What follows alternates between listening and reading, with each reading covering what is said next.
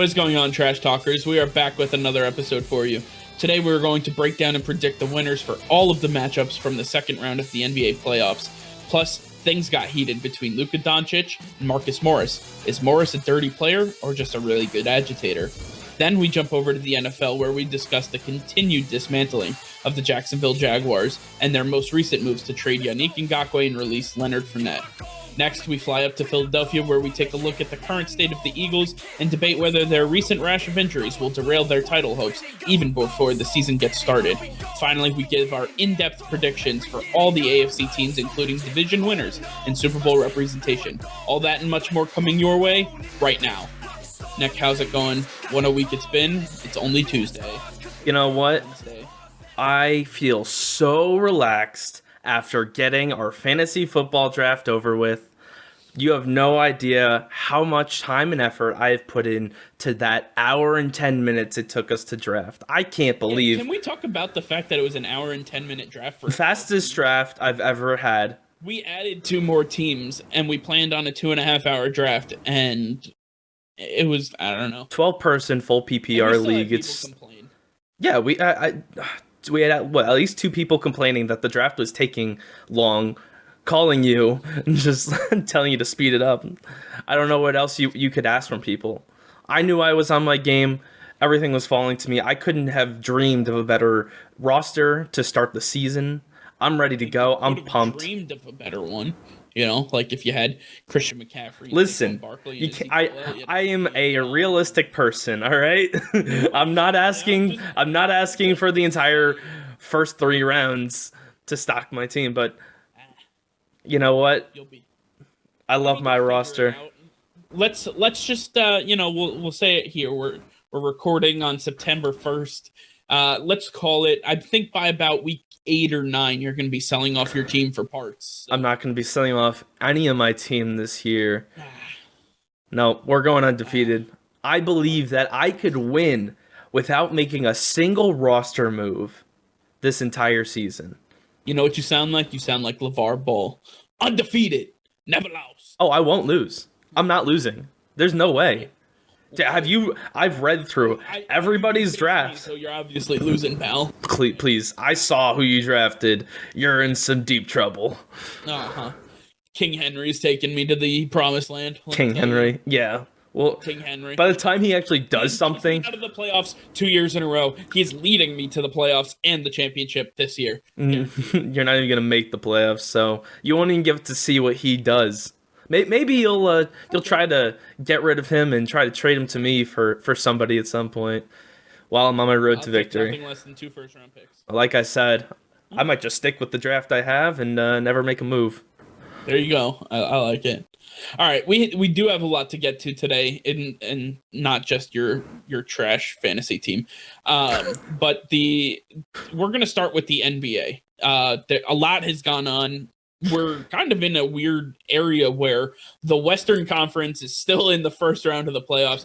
The Eastern Conference is well into the second round. So, it's hard to give the full predictions for each side, but we're going to do our best. So I want to start off with the LA Clippers. They finished off the Mavericks, but it didn't come without as much controversy as there is. Los Angeles Clipper forward Marcus Morris was ejected in the first half of Game 6 against Dallas after he was assessed a flagrant 2 for a hard foul on Luka Doncic, where he appeared to smack the Mavericks star point guard in the head with his forearm. This is not the first time in this series, let alone his career, that Morris has found himself in trouble for being too aggressive on the court.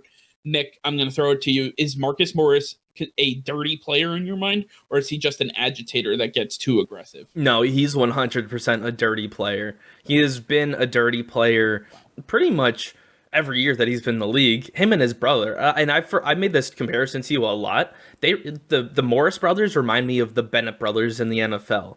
They speak their mind. They do what they want. They don't play by the rules, and they get away with it because they are above average players.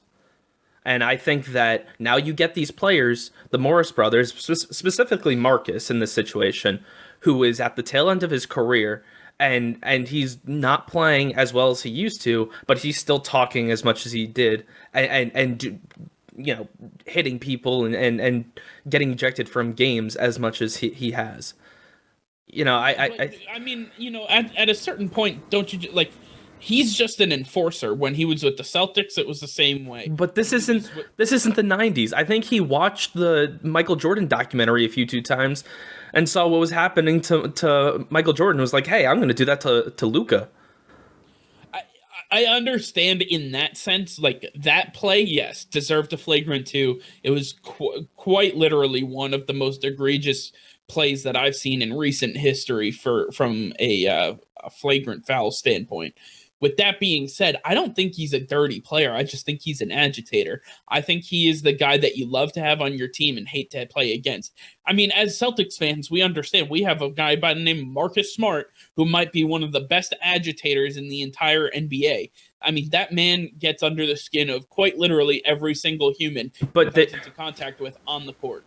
They're very different players. Marcus Morris doesn't try to hurt you. I mean, Marcus Smart does not try to hurt you. Marcus Morris is trying to hurt Luka Doncic throughout this series. He has tried on multiple occasions, stepping on his ankle, hitting him in the side of the head. Like, I don't know what else you can see from a guy where he's clearly trying to hurt somebody before you actually take some action and suspend him a few games. I mean, he did come out and say that he was never trying to intentionally step on the Of course he's going to say that. Of course he's going to say that. He could have said nothing at all, but he chose to actually address it, which is not like him. I mean, normally he just does what he wants, says what he wants. You know what? You can take what you want from what he said, but no. He's a dirty player. He meant what he was doing.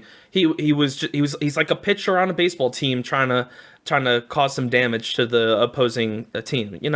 I don't know what else the NBA has to see to get rid of him, to suspend him for at least. Analogy, one pitch from a pitcher to the head of a player, to the head of a batter, does not make a dirty player. It might be a dirty when it's intentional. Yes, it is. It's dirty, but it doesn't make you a dirty player. One dirty play does not. But this is it goes back for Marcus Morris. He has always tried to get under the skin of players, and it's more than just agitating because he's just causing physical harm to them. When you're starting to injure players, then that you're crossing the line. He's just very aggressive. I think he's a very good agitator. I think he's very committed to helping his team in any way, shape, and form, and that includes getting into the head of the star player on the opposite team. Whether he gets ejected for that or not is on him. But I think he definitely tries to do everything in his power to throw everybody off of their game that he's going against, and he does a hell of a good job doing so. I mean, it's kind of easy to throw somebody off their game when you're stepping on their ankles constantly, trying to break their ankles or sprain their ankles, or knock them unconscious with a club to the head. Yeah, I just think it remains to be I think that he's a dirty player. He took it too far in this series. At a minimum, in this series alone, he took it too far, and the NBA needs to take action. Well, so that is the next question. Do you think the NBA should take action? 100%. 100% they need to take action.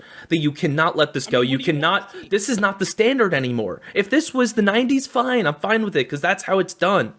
But when you have officials calling ticky-tack fouls all over the place, and then they are being lenient with this, that's ridiculous. The NBA needs to step in and do something about it. I just think that the NBA, I don't think they should. Even I agree that his play in this series specifically was overtly egregious, and he was definitely going too far. But I don't think they need to step in, and here's why: the NBA thrives on headlines. Every sport does, right? They thrive on conversation. They thrive on debate. They thrive on people talking about what is happening. So if they do nothing, they continue to stay in the headlines. If they punish him, it is a one-time headline, and then nobody ever talks about it again. I think by them doing nothing, you create controversy, and that's exactly what they want to do. They want to leave it up to people to debate and talk about and keep going on as the playoffs go. I mean, the NBA has created one of the biggest, just fan experiences, especially in the playoffs. And, if you look across all sorts of media, all they want to talk about at this point, as much as hockey is great, as much as NFL is on the brink of happening, everybody's talking about basketball because basketball reigns supreme when you're talking conversation. I mean, back to when we were just little kids, all we used to talk about is basketball, and because that's what we could relate to the most was playing every single day, whether it was in our driveway or if it was in the park down the street. We used to do all of that. I think that the NBA thrives on that. So by punishing him, they limit how much they're being mentioned in that capacity. Marcus Smart is not a star in the NBA. Luka Doncic. Marcus Morris. I'm sorry, Marcus Morris. Marcus Morris is not a star in the. Not Marcus Smart is not a star in the NBA. Let's be honest. Marcus Morris, though. Marcus Morris is not a star in the NBA. Luka Doncic is a star in the NBA. If you want a headline, let's talk about the guy who is rallying his team back into contention in the series, while they're one of the best centers in the league is out, and he is single-handedly destroying the Clippers. I don't know what a better storyline there is in the NBA besides that. Like, that's something to talk about. The playoffs keep moving forward, and Marcus Morris is in, and Luka Doncic is out. They can't keep talking about Luka Doncic in the second round. But this would conference final. Listen, if they had taken action on Marcus Morris earlier when he stepped on his ankle and suspended him then, and Kristaps Porzingis was able to stay healthy and didn't get ejected in that first game for BS, then they might have actually won this series. Well, and I think that comes to, people will always point to the fact that, well, Morris wasn't ejected until, basically it was too late. Right? Exactly. But Kristaps Porzingis was ejected for literally nothing. Literally nothing. For a little, was it a shove? So it was a little shove. Not even. I mean, he tried, he wanted to protect Luka in game one, and he had already gotten a technical foul, and that they just gave him a second one, tossed him. There was no thought behind it by the referees to think, well, if I give him a technical for this, then he's going to be bounced. I'm not saying he got it. I'm not saying that the NBA has an agenda, but I think some of the refs have an agenda. I think they want to see certain teams move on. The refs are pawns of the NBA. So if you're going to say the refs do, you have to say the league does. I think more of Adam Silver than that. I don't think that he wants more of an equal league, and I think he is the only commissioner, in my eyes, that we can look upon as the most balanced and equal commissioner. On the surface, and I don't think it goes behind closed doors. What is going to sell more? Lakers Clippers finals, LeBron Kawhi, or Luka and maybe Kristaps Porzingis versus Kawhi and Anthony Davis? I'm telling you right now, everybody's been anticipating a Laker Clipper rivalry ever since these guys set up shop in their towns, and they are going to fight tooth and nail to try and get the Lakers and Clippers to face off against each other in the conference finals to see who's going to compete for a championship. The only people that are going to watch, they're going to favor those two teams, and they have. But there's so many young stars in the NBA, and this is the perfect time to put spotlight on them. Luka, Donovan Mitchell, Rudy Gobert. You've got, there's so many people. Jamal Murray. Jamal Murray, and we're just talking. Well, this is just the West. Right. Damian Lillard. These are the times that we need to see these players, because when you go back to when we look forward to next season in the NBA, now we're going to be looking forward to those players. We're not going to be just looking forward to the Lakers, the Clippers, the Bucks, the Celtics, whatever. It's going to be more than just the top 8 teams. It's going to be the top 2/3 of the league. I understand that. I believe at this point in time, the NBA wants to keep the conversation and the debate going as much as they can, because the more they do that, the more controversy they create. Ultimately, the more they get talked about, and that's how you drive clicks, that's how you drive revenue, and that's how you drive sponsorship. It's a money game, and Adam Silver ain't no dummy. I'm going to tell you that right now. He knows what the hell he's doing, and trying to get more revenue and more eyeballs on the NBA. He's got a tough task ahead of him, especially now, because now he has to compete with the NFL, which is starting. We'll get to that in a few minutes. At this point, he's got to do everything in his power to keep all conversation and all eyeballs on the NBA. I think that it's pretty easy with everything going on in the MLB right now. There's not much competition besides NFL training camp. This is the time that we need to see all of these games officiated properly. We need to see them played well, and I think that can't be done unless we're doing we're giving everybody an equal opportunity. Yeah. Well, I mean, as it stands right now, the Clippers won that series and they have moved forward. But there are two teams in the West that are still playing in the first round, right? And we just talked about one of them a little bit, Denver and Utah. What an incredible Game 6 by Jamal Murray and company to force a Game 7.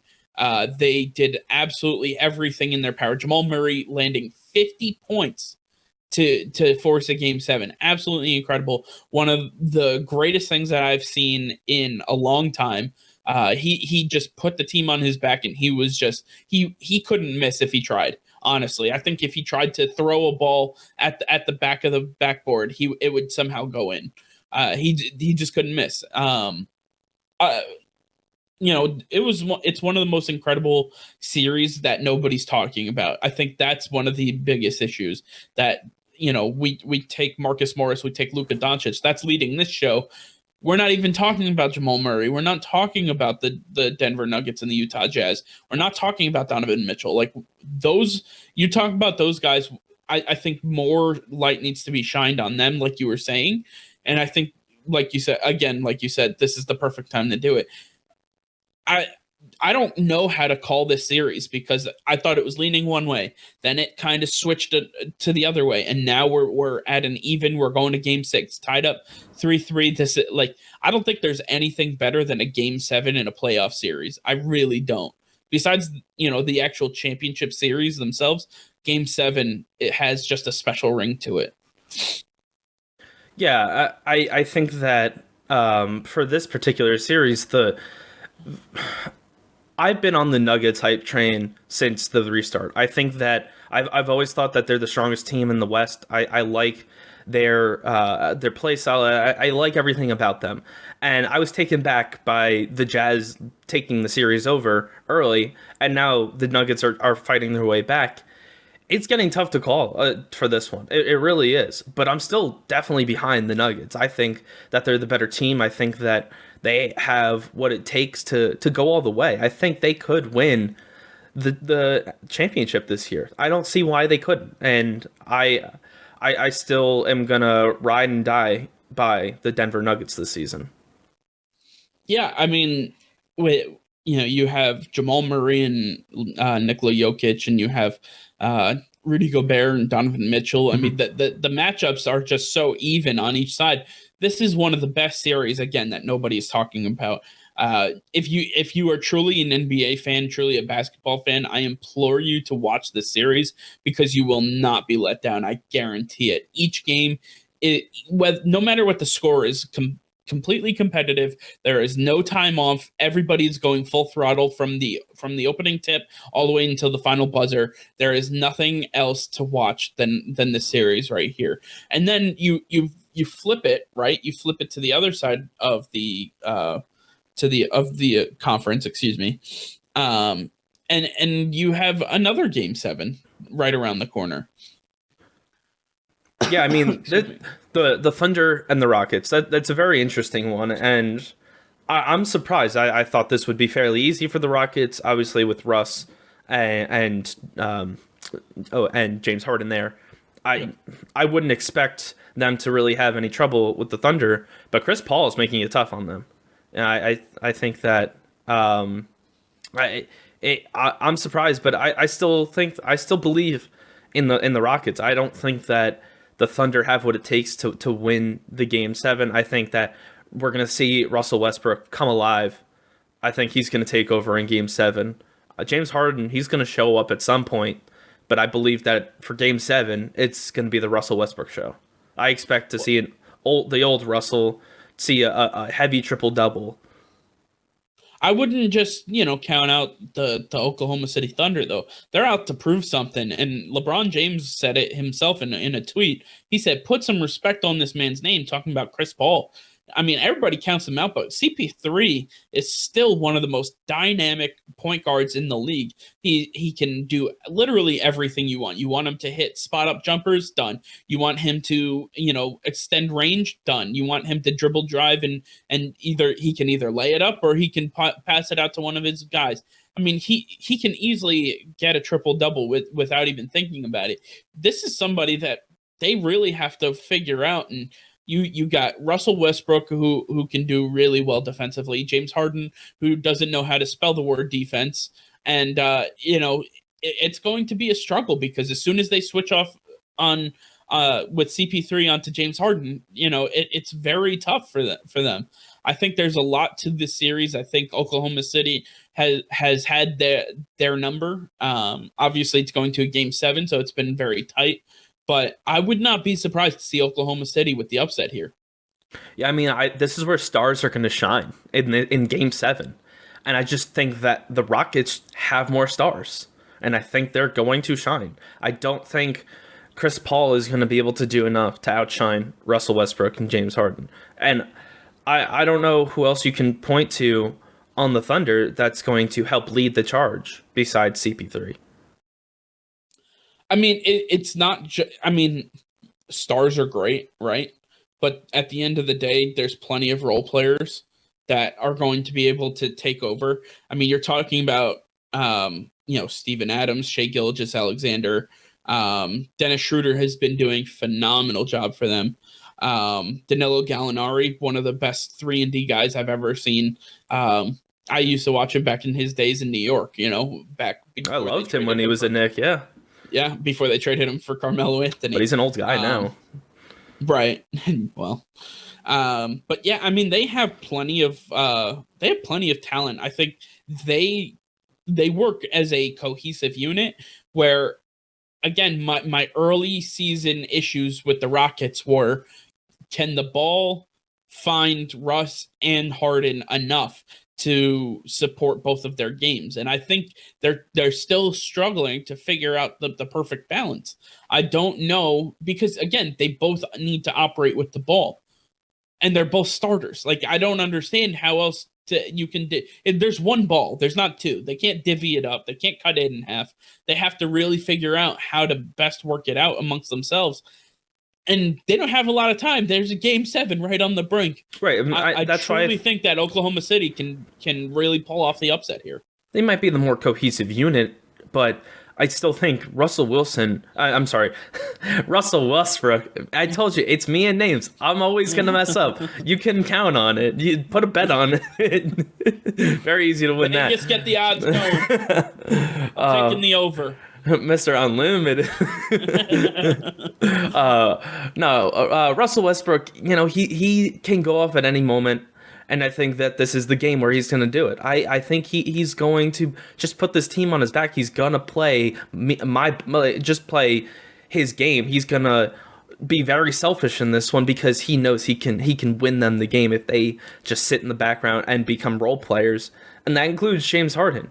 Maybe if James Harden is just going to be the guy that Russell assists to, and he just gets the step back jumper, the 3, But I just think that Russell is going to control the game throughout.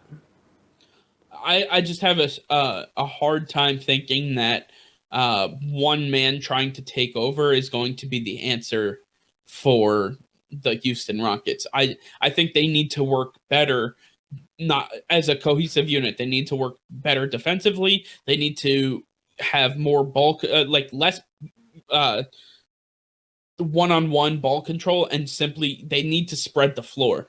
And whether they get their if they fill up the stat sheet or not is one thing. They can't be focused on trying to take over. They need to let their game come to them, because Houston should be able to take care of this with the star power that they have.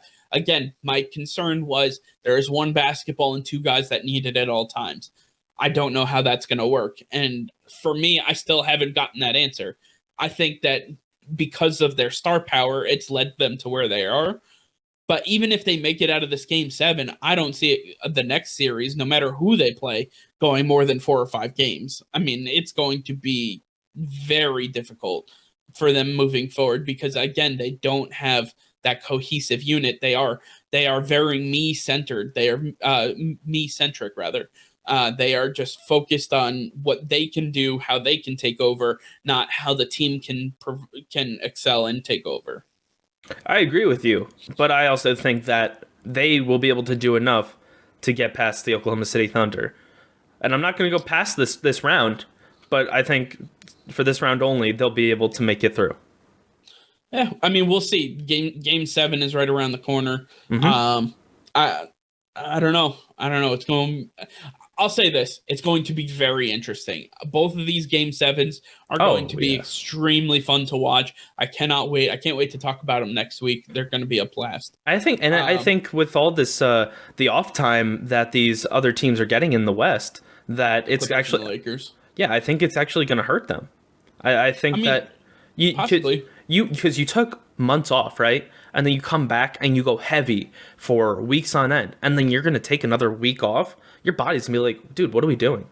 And you have these teams that are their bodies are loose. They've been playing, they've been active this entire time, and I think that it's going to lead to a slight advantage, at least in the beginning of the round 2 series. It's quite possible. It's very possible. I just think that the Lakers and Clippers have the championship pedigree to understand that they're going to have quite the layoff before they get into actual gameplay. So I don't think that they're just stopping. I think you're going to see some, like, obviously we don't see their practices, but I think they're going to practice very hard. They're going to simulate games. They're going to go as hard as they would in a game just to keep up that momentum, keep their body moving the way they need to, keep progressing the same way, eating the same way, because you don't want to get complacent. And LeBron James has won multiple championships. He understands that. Kawhi Leonard has won multiple championships. He understands that. This is going to be new for Anthony Davis. This is going to be new for Paul George. Those guys are the ones that are going to have to take a step back and accept the leadership that Kawhi and LeBron for their respective teams are going to give them. I mean, hey, maybe Playoff P needs a break. That'll get his mind refocused, and he'll be able to do something for the Los Angeles Clippers. I mean, games 5 and 6, he was absolutely phenomenal. Yeah, he was. But I said this last week. I want to see it 3 games in a row before I say he is playoff P. He is the real, like, what we've expected from him. Well, we're one game away from that. It could have been a fluke. If you heard what the broadcaster said, it was very interesting to me. They said he actually had to take some time away from the team in the bubble. And he went and sought out help from a therapist because he was just in his head too much. And that's exactly what they helped him out. They helped him clear out his headspace. They helped him with different techniques that he can use to kind of just refocus his body and his energy into doing exactly what he needs to do. And I think we've seen the what has come from that. That happened after game 4. And like I said, games 5 and 6, he was absolutely phenomenal. He was one of the best scorers that I've seen in a long time, and one of the best versions I've seen of him since his injury a couple of years ago. Yeah. So that's just the Western Conference, right? On the East, we got a little more structure going on. As we're recording right now, the Boston Celtics are in game 2 against the Toronto Raptors. This is a very interesting matchup. You have the Toronto Raptors, who are obviously the reigning champions, the Boston Celtics, who are clearly the best team of all time. And, to me, I just think that the Boston Celtics, and I will start out by saying I am very biased, and I don't care that I am biased about this. But I don't think the Boston Celtics should have an issue. I will say this, though. Kyle Lowry, OG Anunoby, Pascal Siakam, those men are for real, okay? They know how to play the game. They are very, very competitive, and they have that championship knowledge and pedigree that the Celtics currently do not have, right? Paul Pierce, Kevin Garnett, they can come in, they can talk to them all they want. It doesn't matter. Kyle Lowry was there. Pascal Siakam was there. OG Anunoby was there. Marc Gasol was there. Jason Tatum, Jaylen Brown, those boys, as good as they are, Kemba Walker, Marcus Smart, those guys don't know. They haven't been there. They still need to experience it for themselves. And I think this is the year that they are going to have to take that leap, because if they want to do anything, they swept Philly, right? They swept Philly, obviously without Ben Simmons. If they can take care of Toronto, I don't know if they're going to be stopped. I don't think Milwaukee could stop them. I don't think the Heat could stop them. Yeah, I don't know. I think the Heat are an interesting situation for the Celtics, but I think in this series, yeah, my big concern for the Celtics is Pascal Siakam. I don't know who matches up well with him. I that's where I think the Celtics struggle is with big men, and I think that he's going to give Daniel Tice a problem. He's going to be a problem for him. And I mean, for the most part in game one, it was Jaylen Brown and Jason Tatum who were switching off of him, providing that. And don't forget, we're talking about a Celtics in game one. Celtics blew out the Raptors. I don't expect that for the entire series. Pascal Siakam got into early foul trouble, literally never found his shot through the entire game. And the Celtics just obliterated the Raptors, which I was very happy about, by the way. One thing we also need to remember is they have one of the best coaches in the NBA. And I think that is an incredible coach. So I think that's going to help them throughout the series. And I think the Raptors have proven, they showed us this last year, that they progress, they develop and improve throughout the series. I understand that. And I expect them to get much harder throughout the series. And I think it's imperative for the Celtics to get an early lead on the series. I mean, the Celtics have a great coach in their own right. Brad Stevens is an incredible coach. He has shown that, the biggest question coming into the season in the bubble was, can he progress the team? Can they take that next step? And this is the next step. Can they go to the Eastern Conference? They've been to the Eastern Conference Finals. Can they take the next step, make it to the conference finals, to the NBA Finals? Can they win the championship with Brad Stevens? I believe they can. I believe that they believe that they can. And I think that is an incredible opportunity for them. They are hungry.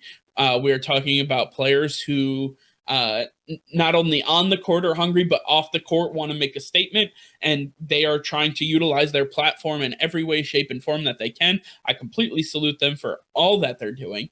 And at this point, I just believe that the Celtics here's my issue with Toronto, right? Toronto last year, you got the same guys, and if they were in a jam, you toss it to Kawhi Leonard, and Kawhi Leonard does championship type things, right, by a player. They don't have that guy anymore. It remains to be seen, at least in my eyes, that Kyle Lowry can lead them, that Pascal Siakam can lead them, that OG Anunoby in his second year can lead them. Marc Gasol ain't that guy, right? He's well past his prime. He's on the downward end of his career. At this point in time, I think this is the Celtics' time to shine. If they can go up 2-0, again, at the time of this recording, they are currently in progress. I don't know the score. I wish I did. I just think that at this point in time, the Celtics need to make a statement. Brad Stevens needs to do everything that they can to progress them. I truly do believe, again, with a very biased, heavy heart, that the Celtics will reign supreme in this series. Yeah, I agree. But I think that Brad Stevens has a lot to prove. I think that he is an exceptional coach, but I think that he hasn't proven to me, at least, that he is a championship type of a coach. He's very quiet in his mannerisms, and he just kind of sits back from afar and takes note of everything that goes on, which I'm fine. During the game. Yeah, and I'm fine with that. And then you want to go back and teach your players, and he does a great job of that.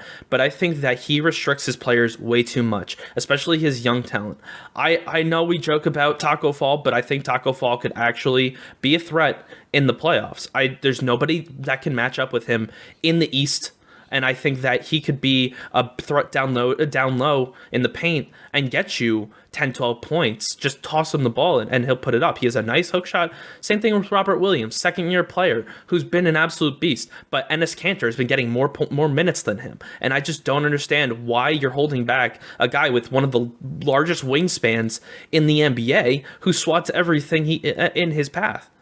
These are difference maker players that are young and they're inexperienced, but they can help you. And just because they're inexperienced doesn't mean you need to hold them out in the playoffs, because it's whoever can do it. Enes Kanter, he's a great defender, but he lacks a lot in the offensive game, in my opinion. He especially this year, he hasn't done it for me, and there really is not a lot of depth at the center position for the Celtics that play a small ball. And if they want to go through teams like Milwaukee, you need to have big guys in there, and Robert Williams and Taco Fall are two guys who I think could really help this team, but Brad is holding them back, and that's where I have the biggest issue. I don't know if you necessarily need to have big players to face against Milwaukee, because I mean, you got to play aggressive with them. That's how they play. You got to be really aggressive. Possibly, but if you run and gun and beat them, by sprinting up and down the floor, they are one of the slowest, most just monotonous teams out there. And if you can beat them at your game, if you can do what you need to do, I think that this is going to be an easy. I don't want to say easy, because Giannis is just a super freak. But I mean, they have special talent in specific areas, but there's a reason that the Bucks dropped game one, and let's talk about them. Right, the Bucks lost game one of the series to the Miami Heat. The Miami Heat are led by Jimmy Butler, who, if you watch the game, absolutely took over in the fourth quarter and showed exactly why he is a star in this league. He showed exactly why Philadelphia should have never moved on from him. He showed Chicago and not Tampa. He showed Chicago and Minnesota exactly what they're missing when they don't have him. He is somebody that can be relied upon. He is willing to take on the the biggest stars. He's willing to do whatever he needs to defensively. He can make the shots. He can make the plays. He can do whatever he wants. On the flip side, I don't know if you saw the press conference post-game, but Giannis was asked the question, why wouldn't did you want to switch on to Jimmy Butler? And he said no, and they said, why not? And he goes, would you? I mean, right there, right? Would you? No. Jimmy Butler's an absolute animal. That's coming from the defensive player of the year. Right. So, I mean, Jimmy Butler is something to really take note of. And, the Heat under Eric Spoelstra are going to take it to the Milwaukee Bucks. This is probably the most intriguing second round series that I'm going to watch across all of the series that are going to be happening across all of the NBA, including the Celtics, who I absolutely love, as I've previously mentioned. I don't know if you've heard that before. News to me. But the Heat Bucks is going to be the most intriguing series to me, not just to see who the Celtics will be playing in the next series, but also to see how the Heat have progressed, how Bam Adebayo is doing, how these boys in Miami are going to take it to Milwaukee, and how Milwaukee responds. Yeah, and I'm going to harp on two of my favorite players for the Miami Heat that I absolutely love, Tyler Hero and Duncan Robinson, who are two highly underrated players who teams need to start taking seriously. And I've said this before, and I'll keep saying it. These guys are threats, especially at the arc. They're going to make you pay if you leave them open. And even when they're covered, they're going to make you pay. They're just that good. And the 3-point depth that the Miami Heat have is a serious problem for these big guys who only know how to play in the paint for the Bucks. And I think that's where that's where the Bucks struggle, is they're just too big for this team that can work in transition and shoot from distance. And that's a huge mismatch that works for the Miami Heat. No, I agree. I think that the issue that I find with Milwaukee is that they rely on the ability of players like Chris Middleton and Dante DiVincenzo and those boys to hit every single shot. because Giannis dribble drives into the paint and he either finishes well or he has to kick it out. And then I don't think anybody else can create their own shot. Possibly Chris Middleton, but I mean, it's remained to be seen outside of the mid range and the paint and the arc if he can actually get into the paint himself, especially in a half court offense. If they're in transition, I mean, they have such long strides that they're there in about 3 seconds. So I think there's a lot to it. Milwaukee is extremely strong defensively. Obviously, the number one defensive team in the league, led by the Defensive Player of the Year. They're going to take a look at the film from game one. They're going to look at what Miami did to them. They're going to have an answer. I know they'll have an answer, and Miami's going to have to figure it out on the fly, figure out what they're doing defensively at that point, and then try to respond and continue moving momentum in their favor. For sure. I gotta say, man, NHL, NBA, these are some of the most intriguing playoffs that I've ever had. Playoff baseball when I was younger was a little more special. I think the luster has been lost in MLB for me specifically. I miss the old Red Sox Yankee days. I miss some of the old teams that used to really battle it out. I think the Major League Baseball has some issues on their hands, but for the NBA, this is these playoffs are super entertaining to watch. Whether you're a fan of a specific team or not, it doesn't matter. I love watching all these different series. The same goes with hockey. I mean, hockey playoffs is just something special. There's really nothing like it. Outside of this year, the arenas are always rocking in both leagues. We've been to plenty of playoff games in our time to understand that, there's nothing like a playoff atmosphere, and you can't really recreate that, especially in a bubble.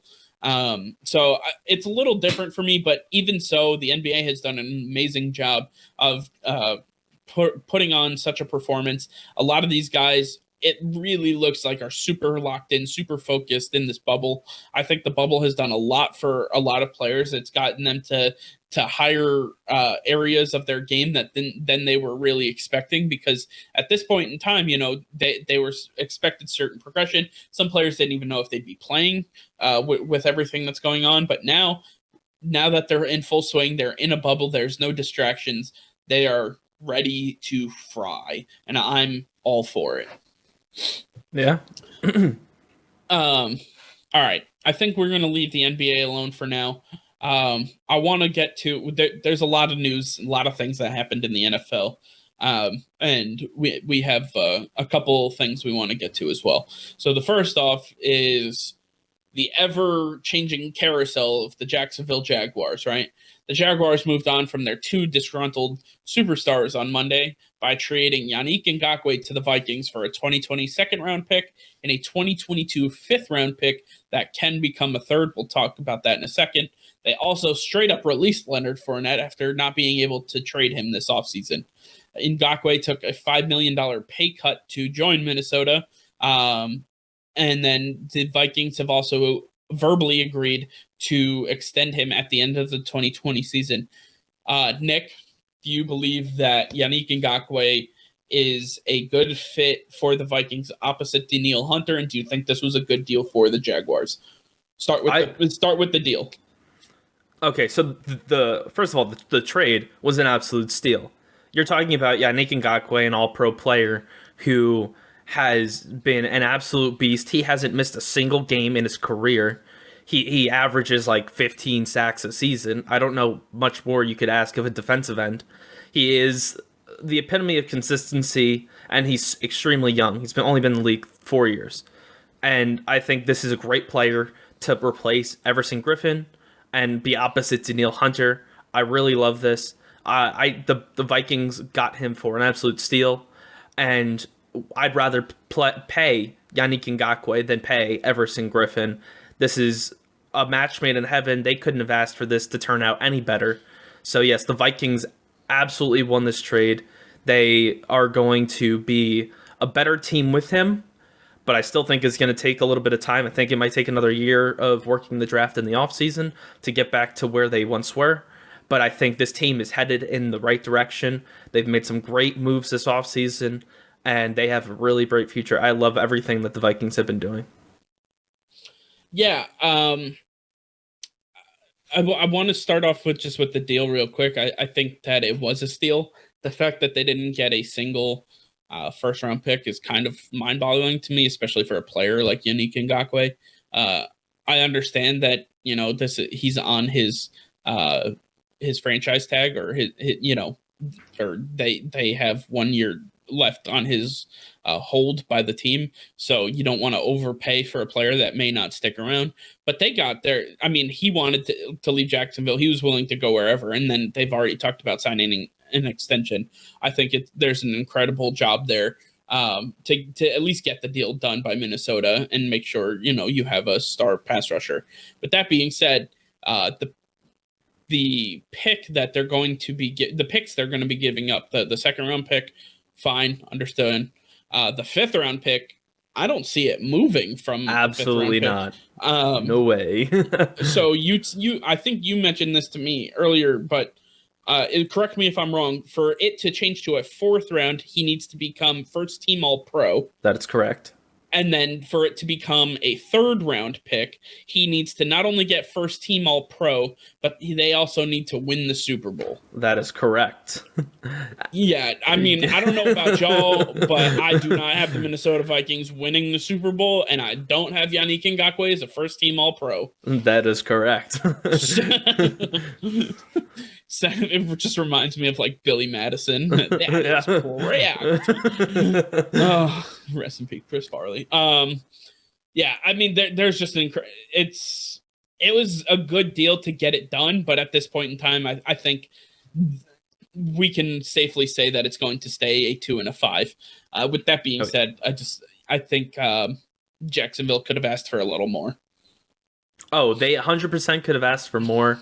I'm surprised. I thought there would be a lot more teams in the trade talks with them. I think that they were only able to get a 2 and a 5 because there was a lack of interest in Yannick Ngakoue, just because they don't know how he's going to fit their system, which is weird, because this is a guy who's shown dominance consistently, and you can't be afraid in today's NFL to pay your defensive ends premium dollar. I mean, Joey Bosa just got $25 million. Ngakoue is not going to get $25 million a season, but he's going to get probably around 18 to 20 million a year, and he's going to be worth every penny.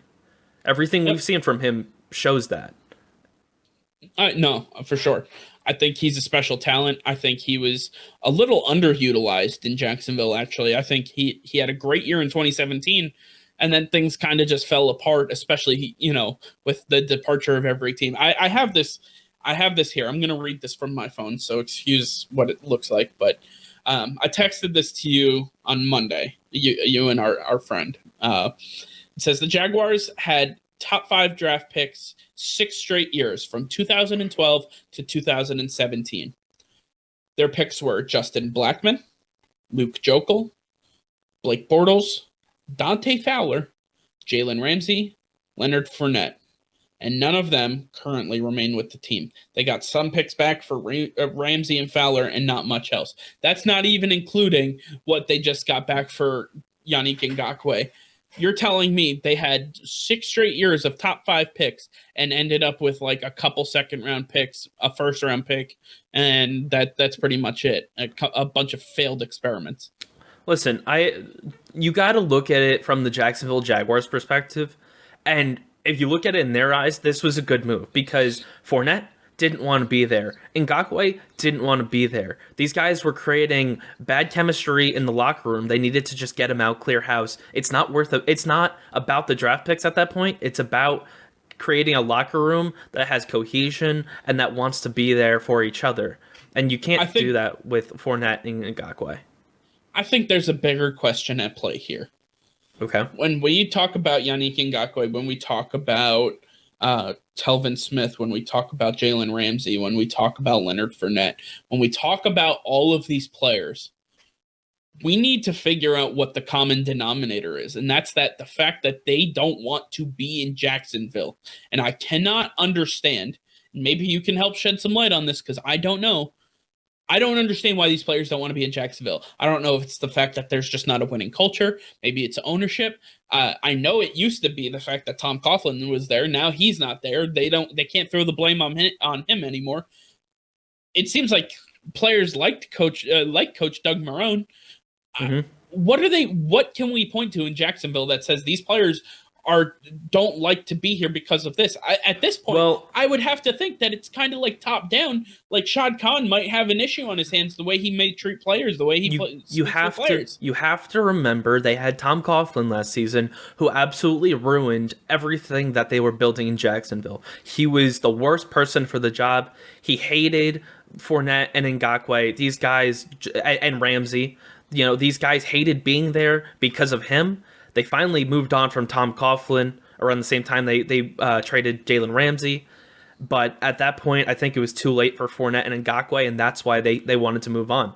I mean, since that trade, it's only been about 8 games and the rest left in the regular season.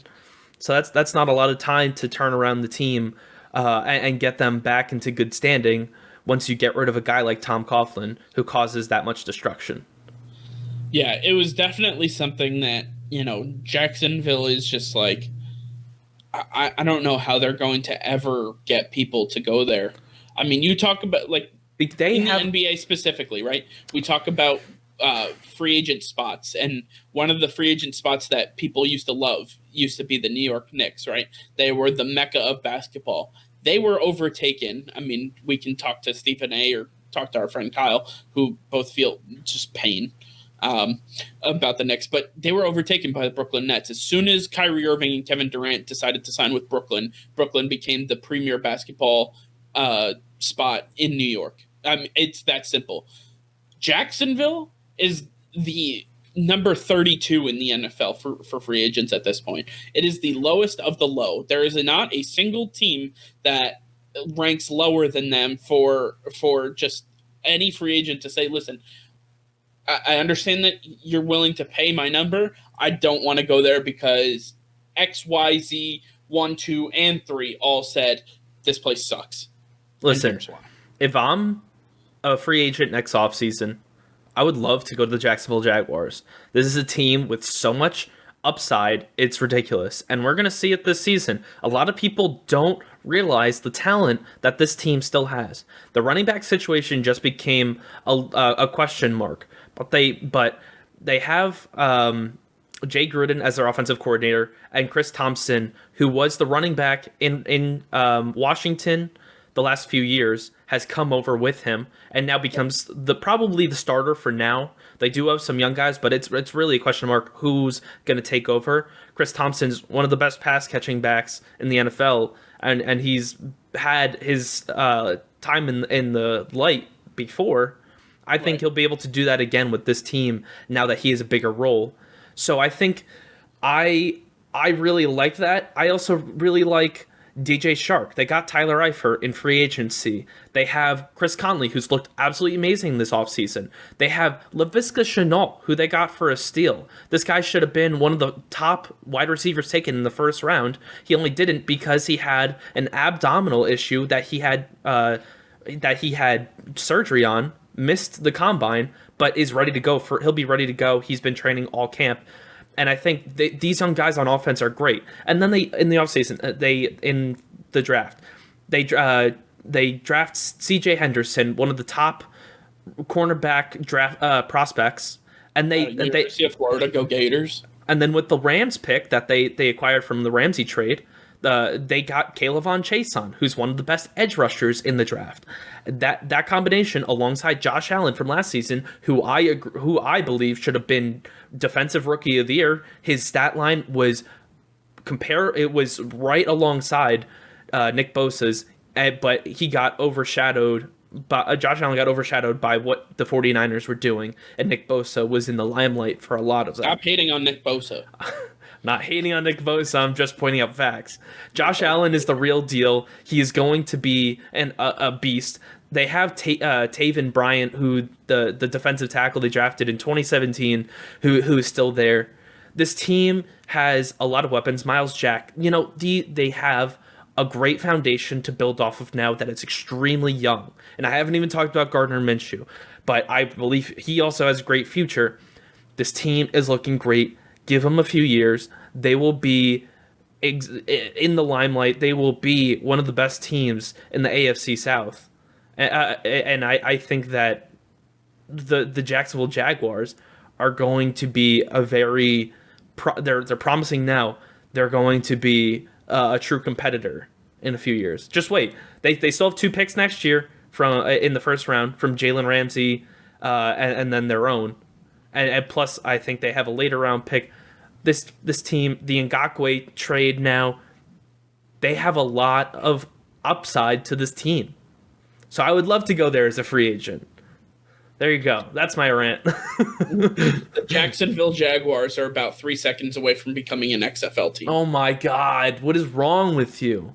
What is wrong with you? The culture is so bad there that star players want to leave before their rookie contract is up. I don't know how else to spin that to you, but the fact remains that nobody fucking wants to go to Jacksonville, Florida. I don't understand. I mean, hell, nobody wanted to go to Buffalo. They turned it around. You know how long it took them? About 20 years. You think they're going to do it in 2 to 3? Bullshit. I'm calling bullshit. Okay, it's a little different when you're talking about a division that had Tom Brady in it for 20 years. Right, but now you're talking about...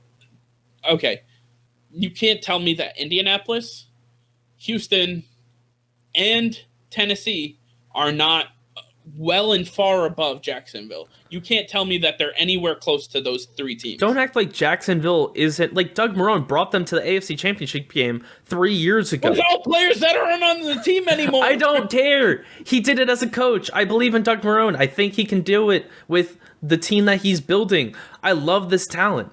This team has so many future stars on it, and you just don't want to buy into it. You have to. You're gonna... No, I don't have to. I never will. You're gonna have to. You are gonna. No. You're eventually gonna have to. I'm gonna sell it like Bitcoin. There is no shot that I'm buying Jacksonville Jaguar stock. The culture is tainted. Shad Khan needs to sell the TM team. They need to start over from the top down before I acknowledge the fact that they could compete for a division title, let alone a Super Bowl.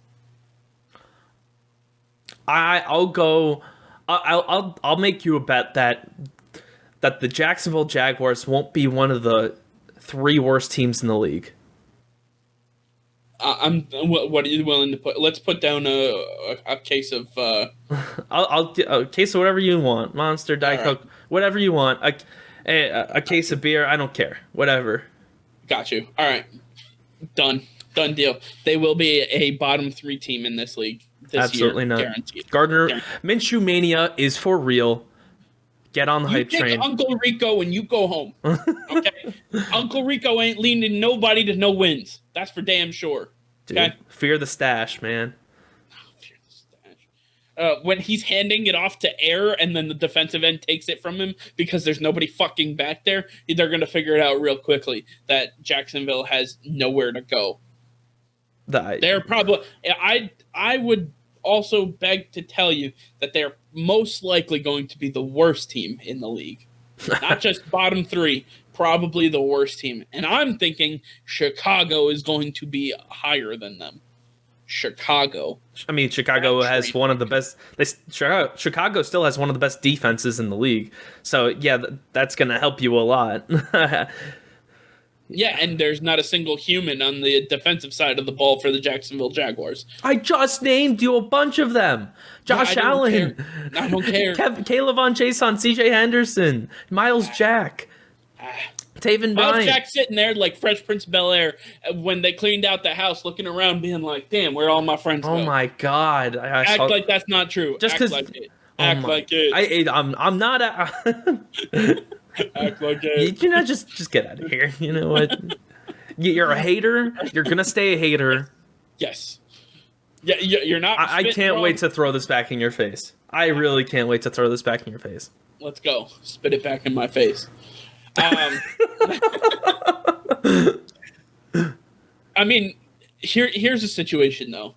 it caught a lot of people by surprise that Leonard Fournette was straight up released, right? I mean, after you hear the facts, though, you realize why. Well, here's the thing. They were looking for a 5th-round pick. They were told no by 31 teams. They were looking for a 6th-round pick. They were told no by 31 teams.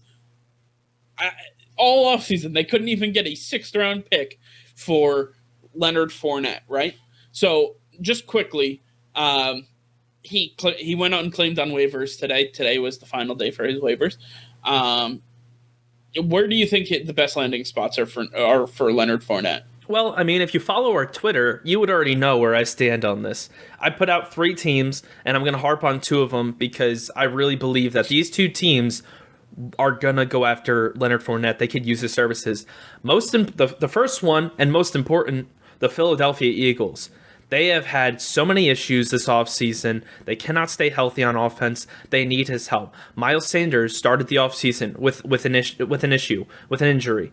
And unless you want Boston Scott as your RB1 in Philly, then you better go get Leonard Fournette. And even if Miles Sanders is healthy, he is a great pass-catching back. He can help you in the run game, but he does a lot of his dirty work in the pass game.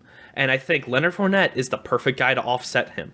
And I think with everything that's going on with Philly, Jalen Reagor going down, Alshon Jeffrey's out, Andre Dillard's out for the season, Brandon Brooks out for the season, they need to have more weapons on offense. Carson Wentz dealing with injury right now.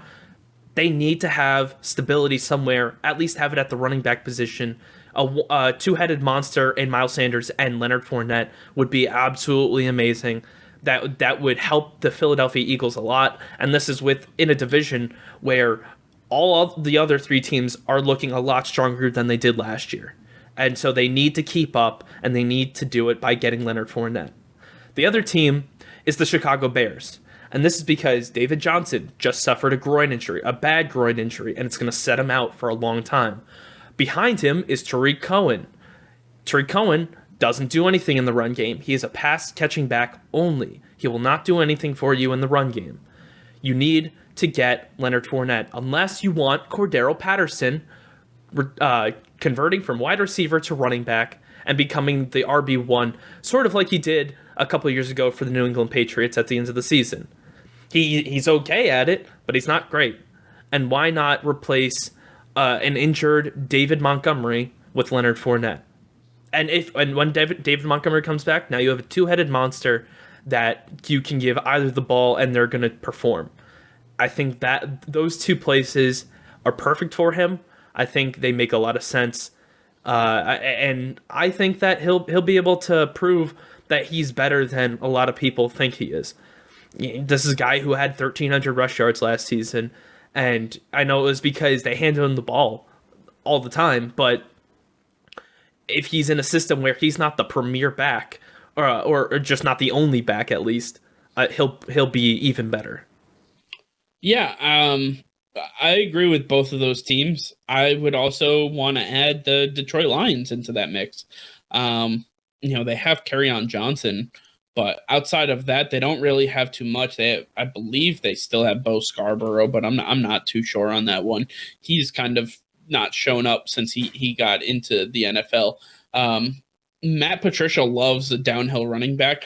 You know who Leonard Fournette reminds me of? He reminds me of a young LeGarrette Blount. And what did LeGarrette Blount do when he entered New England? He absolutely tore it apart. He was an insane goal line back. He was able to push defenses around for 3 quarters and then let all the fast guys, spin them in circles when they did their thing. I think that Detroit would be an absolute great possibility for him to land.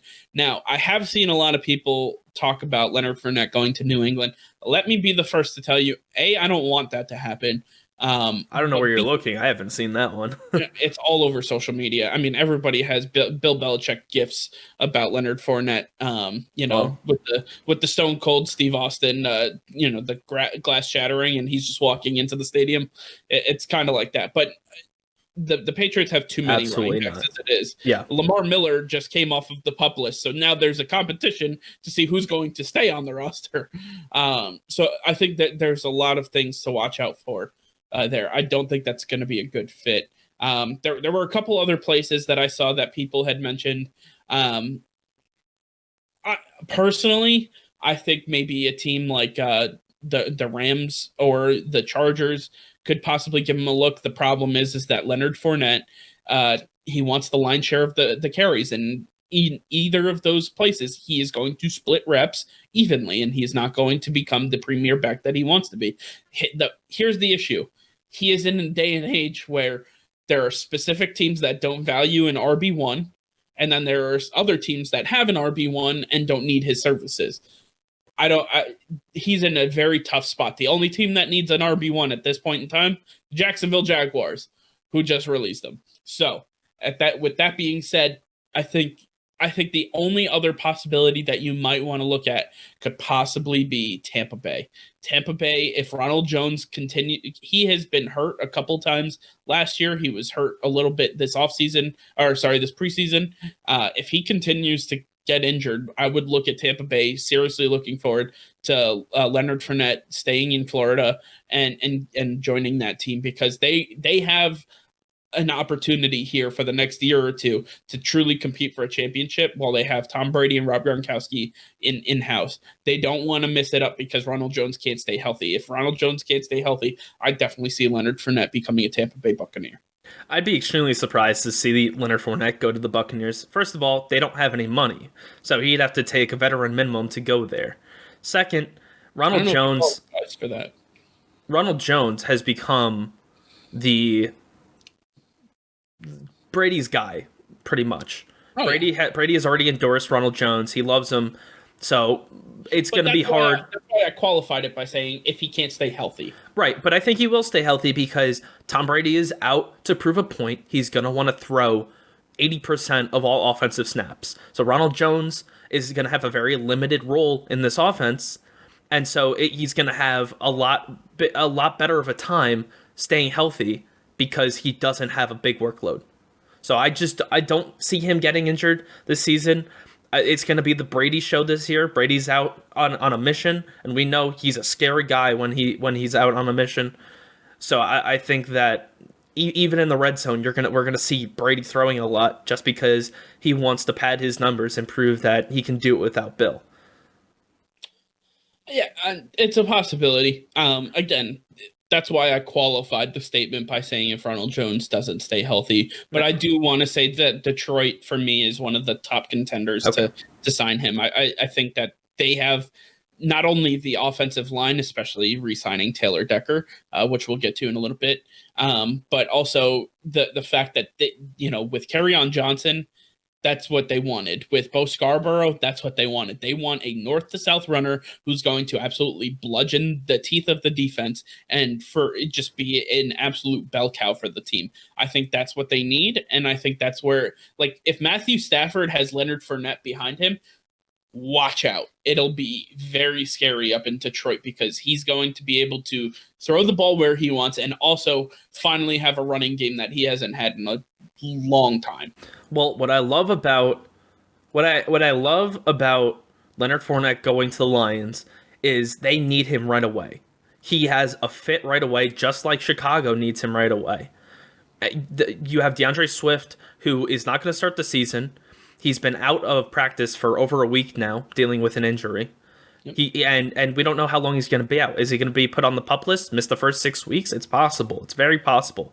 Kerryon Johnson is going to start the season, who has a big injury history of his own, and has been inconsistent for the Detroit Lions. Right. So they want somebody else in there in the interim, and Leonard Fournette fits the description they want. So I could definitely see that happening. The only thing is, Fournette needs to know, as soon as Swift comes back, he now takes a backseat to DeAndre Swift because he's the future. They drafted him early in the second round.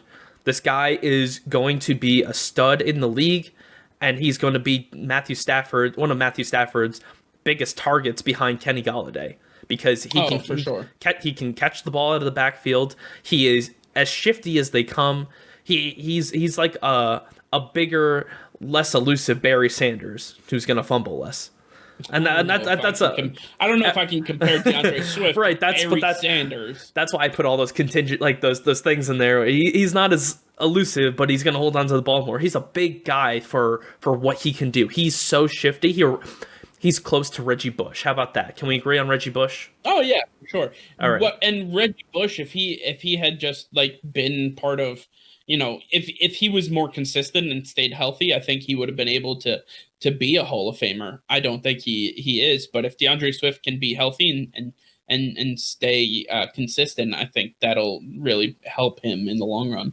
Yeah, this is a Lions team that they're feeling themselves. That everybody's now finally bought in to Matt Patricia's system. So I think they're ready to rock and roll. They just need to make sure they can all stick around to perform.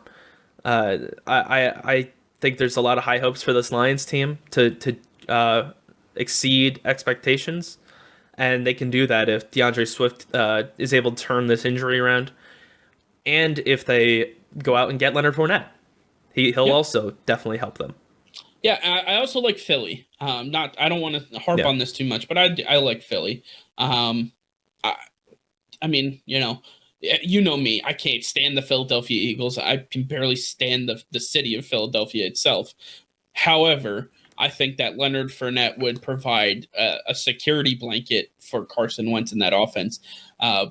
In a time where they have a lack of stability across the entire offense, which we're about to get to in a second, I think Leonard Fournette could be a saving grace for them, especially to start the season. He could be somebody that can help carry the load and make it so that defenses have to play a little more honest and they can't cheat and try to get after Carson Wentz, because if you cheat and they're running the ball with Leonard Fournette, it's over. He's going to absolutely just bust out and destroy you. So yeah, I like a lot. I like all the different places that we said. There's not many, but the ones that are there make a lot of sense. For sure. So I just want to move over to Philadelphia, right? If you haven't followed us on Twitter, if you haven't followed the news in the NFL, here's a little information for you. The Eagles have lived up to their recent history with a rash of injuries plaguing the offense. As we are on the brink of the start of the season, here's just a slight recap of what's gone on. Right guard Brandon Cooks is injured and out for the year. Brandon Brooks. What did I say? Cooks. Brandon Cooks is in Houston. Yeah, Brandon Brooks. Wow, I caught your thing. Yeah, right guard Brandon Brooks injured out for the year. Left tackle, who they drafted, rookie left tackle Andre Dillard, gone down for the year with an injury. Now, they did re-sign Jason Peters originally to take over for Brandon Brooks at right guard, right? And then now he's being asked to move to left tackle. He's saying, pay me more money and I'll move back to left tackle. You want to pay me nothing, I'll stick at right guard and you find another left tackle. They've already missed out on Trent Williams. They've missed out on all the different tackles that were out there.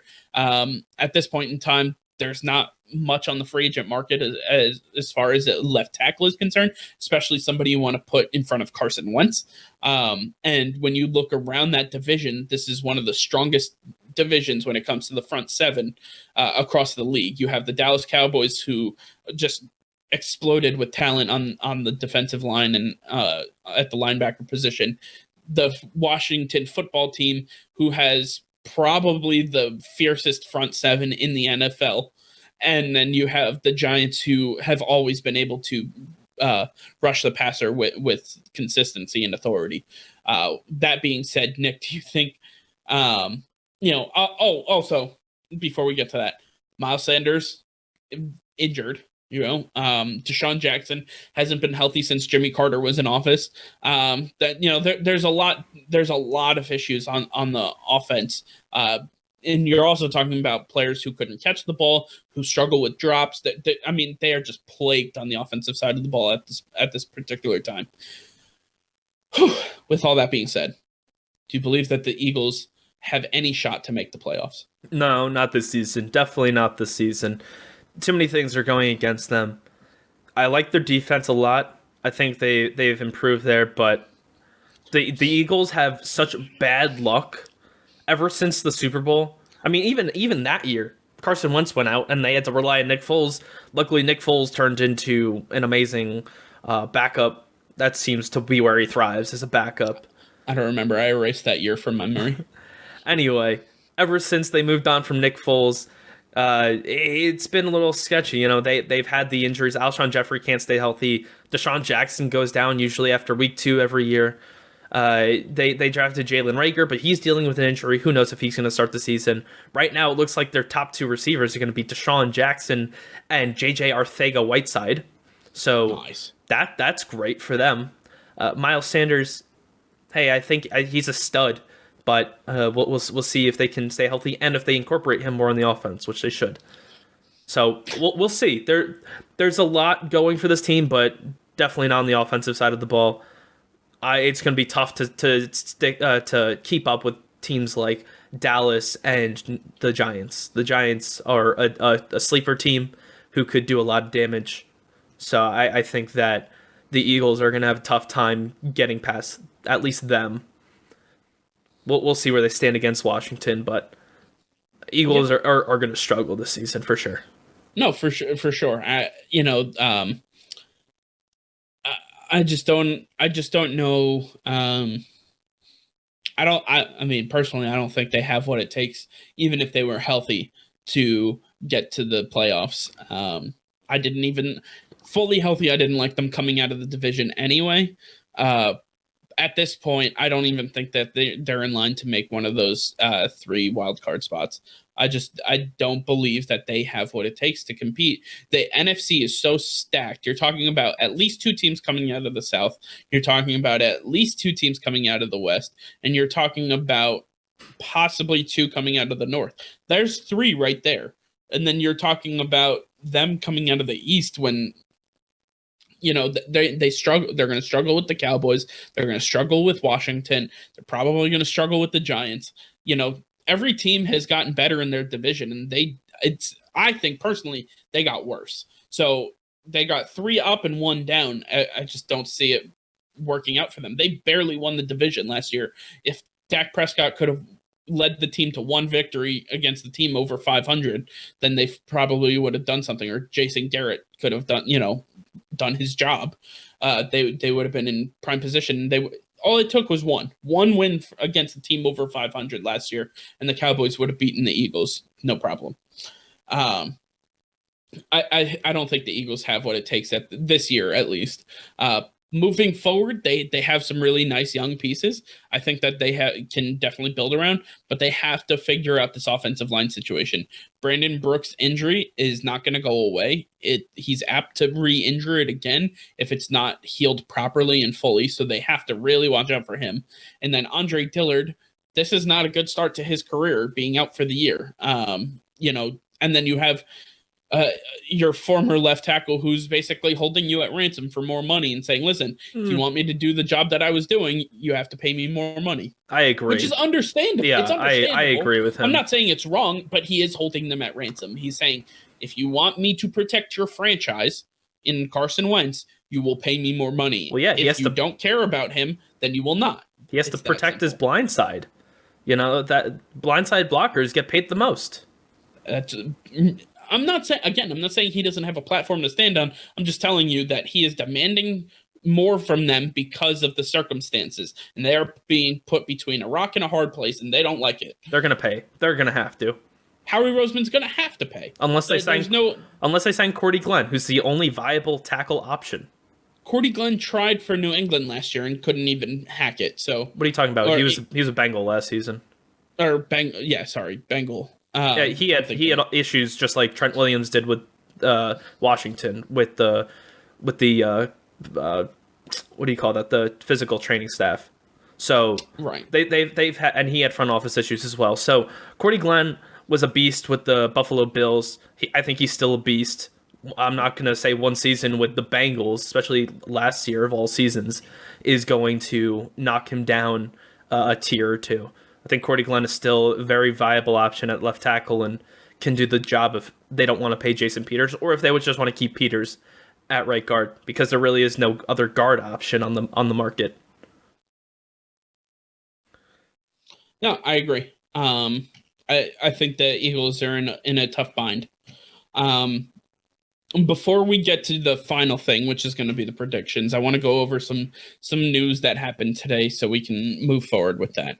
I'm just going to pull this up. So we had the Detroit Lions signed veteran left tackle Taylor Decker to a 6-year, $85 million contract extension, first reported by his agent on Twitter. Quickly, I think that was a great signing. They needed to protect Matthew Stafford's blindside, talking about tackles. In a day and age where Riley Reif and the Vikings got his extension as well. Now that was finished, the Lions made sure to get their tackle done. And, it's hard to come by a franchise left tackle that you trust your entire, franchise behind. So you have to pay whatever it is to lock them up. And, that they're doing what they have to. Yeah. Before that, the Bengals and star running back Joe Mixon agreed to a 4-year, $48 million extension per Ian Rappaport. I think that was I thought it was a little early for them to sign an extension, but Bengals want to lock him up. They want to do it while they have some cap space because Joe Burrow is still on his rookie deal, obviously being the first overall pick. Can you repeat that for me? Who was the player? Joe Mixon. Oh, Joe Mixon. That's right. Joe Mixon agreed to 4-year, $48 million extension. That's a steep contract for a guy who doesn't stay healthy all season. $12 million a year. It'll be interesting. I think, especially with Gio in the backfield. Yeah, Gio is, he offsets him really well. He's a good pass catching back. Mixon can catch too, but Mixon struggled last season, so that's a big contract for a guy who still needs to prove more of himself. That's perfect. So I want to play a game with you real quick, right? I want to play a game with you and the people watching at home, people listening. So if you want to write this down, we're going to play a little comparison game. Okay. So I'm going to tell you one player and then I'm going to tell you the other player. And I'm going to ask you which players you think they are. Okay. All right. The first player. Yep. 44 games. Yeah. 2,931 rushing yards. 17 rushing touchdowns. 4.2 yards per attempt. Okay? All right. The other one is 36 games. 2,631 rush yards. Okay. 17 rushing touchdowns. Okay. 4 yards per attempt. Who are these two players? Are they in the NFL still? Yes. Oh, okay. My guess is one of them is probably Ezekiel Elliott. Now look at the games. I'm not going to let you guess. 36 games is what, just over 2 seasons? Both of these players were drafted in 2017. Oh. Let me tell you that much. Oh. Both players were drafted in 2017. So it can't be Zeke. Okay. No, it was not Zeke. Okay. Jeez. You're making me think. I know. There's a lot of players. you using that board behind you, huh? Always do. It's my cheat sheet. 27. This is just a blind comparison for everybody at home. So one of them has to be Saquon. 27. Incorrect. Wasn't he drafted in 2017? I'm just... no, he was drafted in 2018. This is his 3rd year. I'll give you one more guess, and then we're gonna... Honestly, I have no idea. Maybe... No, Derrick Henry's been in the league long. I'll give you a hint. We just talked about one of them. Joe Mixon? Yes. So Joe Mixon had the 44 games. Okay. All right. Who had 30? Who's this other guy? Would you say that the other guy is on par or maybe even better because he played 8 less games and is averaging, has all the same stats? God, I'm not going to like this. Yes, I'd say he's better. Slightly better. You'd say he's better. Interesting. Say Kamara? Leonard Fournette. Really? It's Leonard Fournette. And one was waived by his current team and the other one was extended. That's an issue That's what I'm saying is that Jacksonville has an issue where they can't keep the talent there. Leonard Fournette is undervalued. He is undervalued. No. Yes. You're not taking something very critical into account. You're not taking. You're going to talk about his injury, his degenerative injury. No, I'm going to talk about rush attempts. I'm saying Leonard Fournette. I'm telling you, his yards per attempt, 4.2 to 4. Yeah. I mean, that's decent, but they also, like, Leonard Fournette, it was the only guy on that offense the last couple of years. You know, right? DJ Shark, 36 game. If you're getting the more carries than the other on average, you're still averaging the same amount of yards. 4.2 and 4.0 are basically the same at the end of the day. They're still 4 yards per carry. That's what I'm saying. People are undervaluing Leonard Fournette. If Joe Mixon can get an extension, a 4-year, $48 million extension, Leonard Fournette was released by his team. There is an issue. There's too many good running backs in this league. That's why there's not a market for him. The running backs are a dime a dozen. I get that, but he's at least worth a 6th-round draft pick. By who? Where is his position? Because he puts up numbers like that. He wants to be an RB1. All the different teams, right? There's Philadelphia, Detroit, Chicago, possibly the most Rams. Of these teams don't have money. They don't have money. So how are they going to pay him? And where does he fit? Rams got Cam Akers, Darrell Henderson, Malcolm Brown. The other 3 teams have holes, but they also have a guy who's in their peripherals ready to come in to be their starting running back. Miles Sanders, DeAndre Swift, David Montgomery. These are guys who are their future.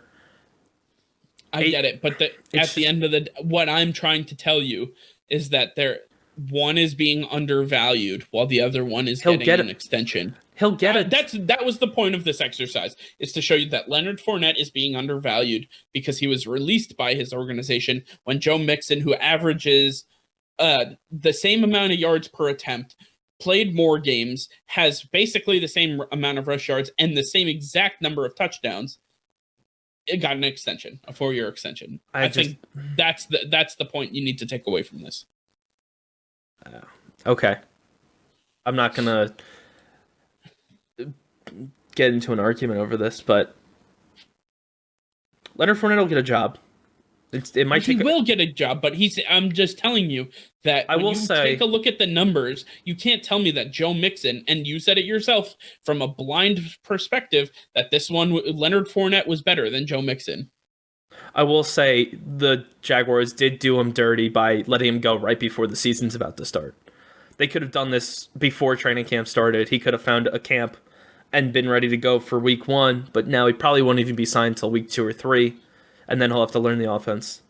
Yeah. So yeah, they clearly didn't like him, and that was their way of getting back at him for him holding out and him talking about the front office.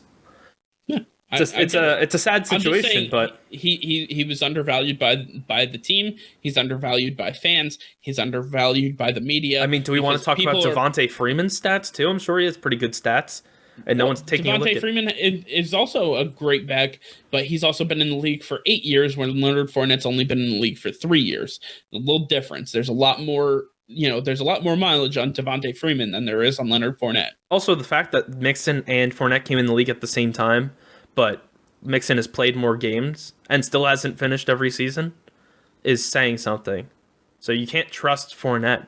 That's probably why you can't pay him, is you just can't see him there for the majority of the season. You want a guy, especially if you're going into the playoffs, you want him around.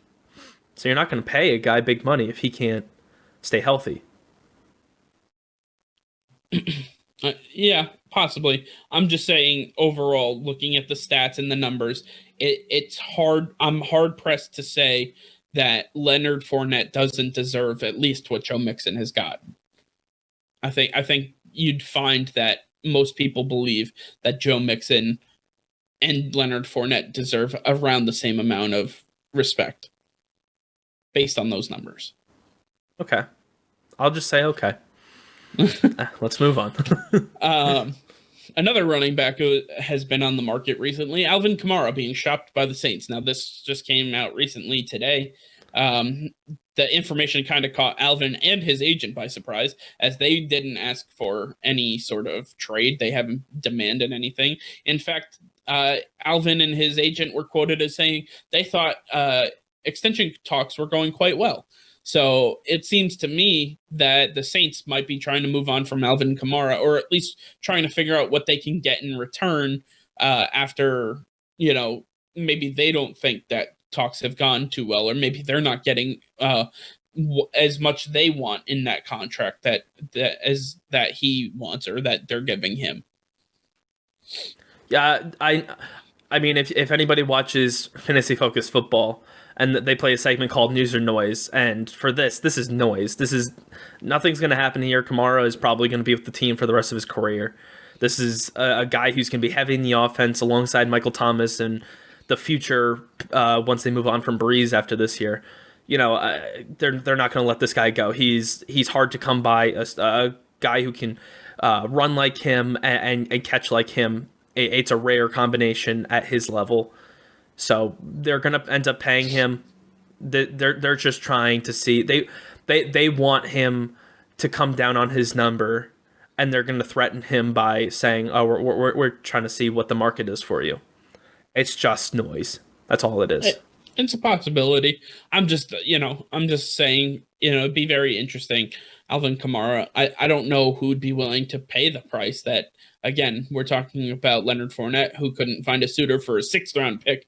Now you're asking teams to give up at least a first, if not, multiple first-round picks. It's not like the Saints. Kamara. It's not like the Saints are about to go get Fournette and team him with Latavius Murray. Two identical running backs. But what I'm saying is that you're asking, if he's truly being shopped, you're asking teams to give up a 1st round or more to pick up Alvin Kamara when who's worth it to pay. Who weren't willing to pay a 6th for Leonard Fournette. That's what I'm saying. Is that you're taking these two guys and you're saying Alvin Kamara, a 1st-round pick. I don't know who's willing. I don't know what team would be willing to pay that price. Not for a running back. No. But that's what I'm saying. And that's why he's untradeable, because he's worth a 1st-round pick, but no one's going to pay. No one's willing to pay that, because running backs are a dime a dozen in today's day and age. That's why we were surprised to see Clyde Edwards-Helaire go in the 1st round. We thought DeAndre Swift was going to be the first one gone, and he went in the 2nd round. That just shows you how little teams value the position. It's absurd. It's crazy, but it's true, and it's because they can't stay healthy. I mean, I lost my mind when the Patriots took Sony Michel a couple years ago. They took him ahead of Nick Chubb. Right. His running mate. There was no reason they needed to do that. And I was a little upset, not only that they chose Sony Michel over Nick Chubb, but they decided to go running back in that at that point in time. And obviously he worked out really well for his first year, on their run to the Super Bowl, but ever since then, it's been struggle city population Sony Michel, and at this point in time, that's why Bill drafts one almost every year. Damian Harris last year, you redshirt them, and then they're ready to go. JJ Taylor this year. JJ Taylor, undrafted free agent who's probably going to make the roster because Brandon Bolden, thank you, is opted out of the season. So, we see this from Bill Belichick. He knows they can't stay healthy. He'll never trade for one. That you gotta get running backs through the draft. You're just a running back that you can't trust them. So why take that risk on them by trading for him and losing that draft capital? No, I get it. I understand. Alvin Kamara is an invaluable piece to the Saints offense, and again, would absolutely command a 1st-round pick and possibly more. But the problem is that nobody in the NFL is willing to pay the price that it would take to get him. I agree with you when you say this is noise. I'm just here to say it'd be very interesting to speculate where he would be going. So if this continues to gain traction, we might be addressing this again. It won't. We'll see. Right. Just as a reminder for those of you who do know, or information for those who don't, roster cut downs from 80 to the final 50. Was it 58 this year? I actually don't know what they changed it to. I don't know. Whatever the new roster is, they're at 80 right now. They have to do final cut downs by Saturday. The CBA, they still have to cut down to 53. They can end up adding 2 players from the practice squad after cuts to make it to 55. But practice squad, I believe, has been increased to 18 for this year because of COVID. So I thought it was 16. It might be 16. I might be wrong by that on that. But so they have to get to 53. So they have to get to 53. So there has to be 27 players released at most from each team by this coming Saturday, September 5th, 4 p.m. So take a look at your team, take a look at who you're very excited about, and see if they're still there at 4:01 p.m. on Saturday, because it'll be very interesting to see. And then watch teams go crazy on the waiver wire, because that just because your team doesn't keep them doesn't mean they're not going to end up back on the practice squad. Doesn't mean another team's not going to try to give them a shot as well. That's how a lot of teams get some of these depth pieces that end up working out for them in the long run. Yeah, it's going to be interesting, but yeah, we'll have to wait and see what these GMs and coaches decide.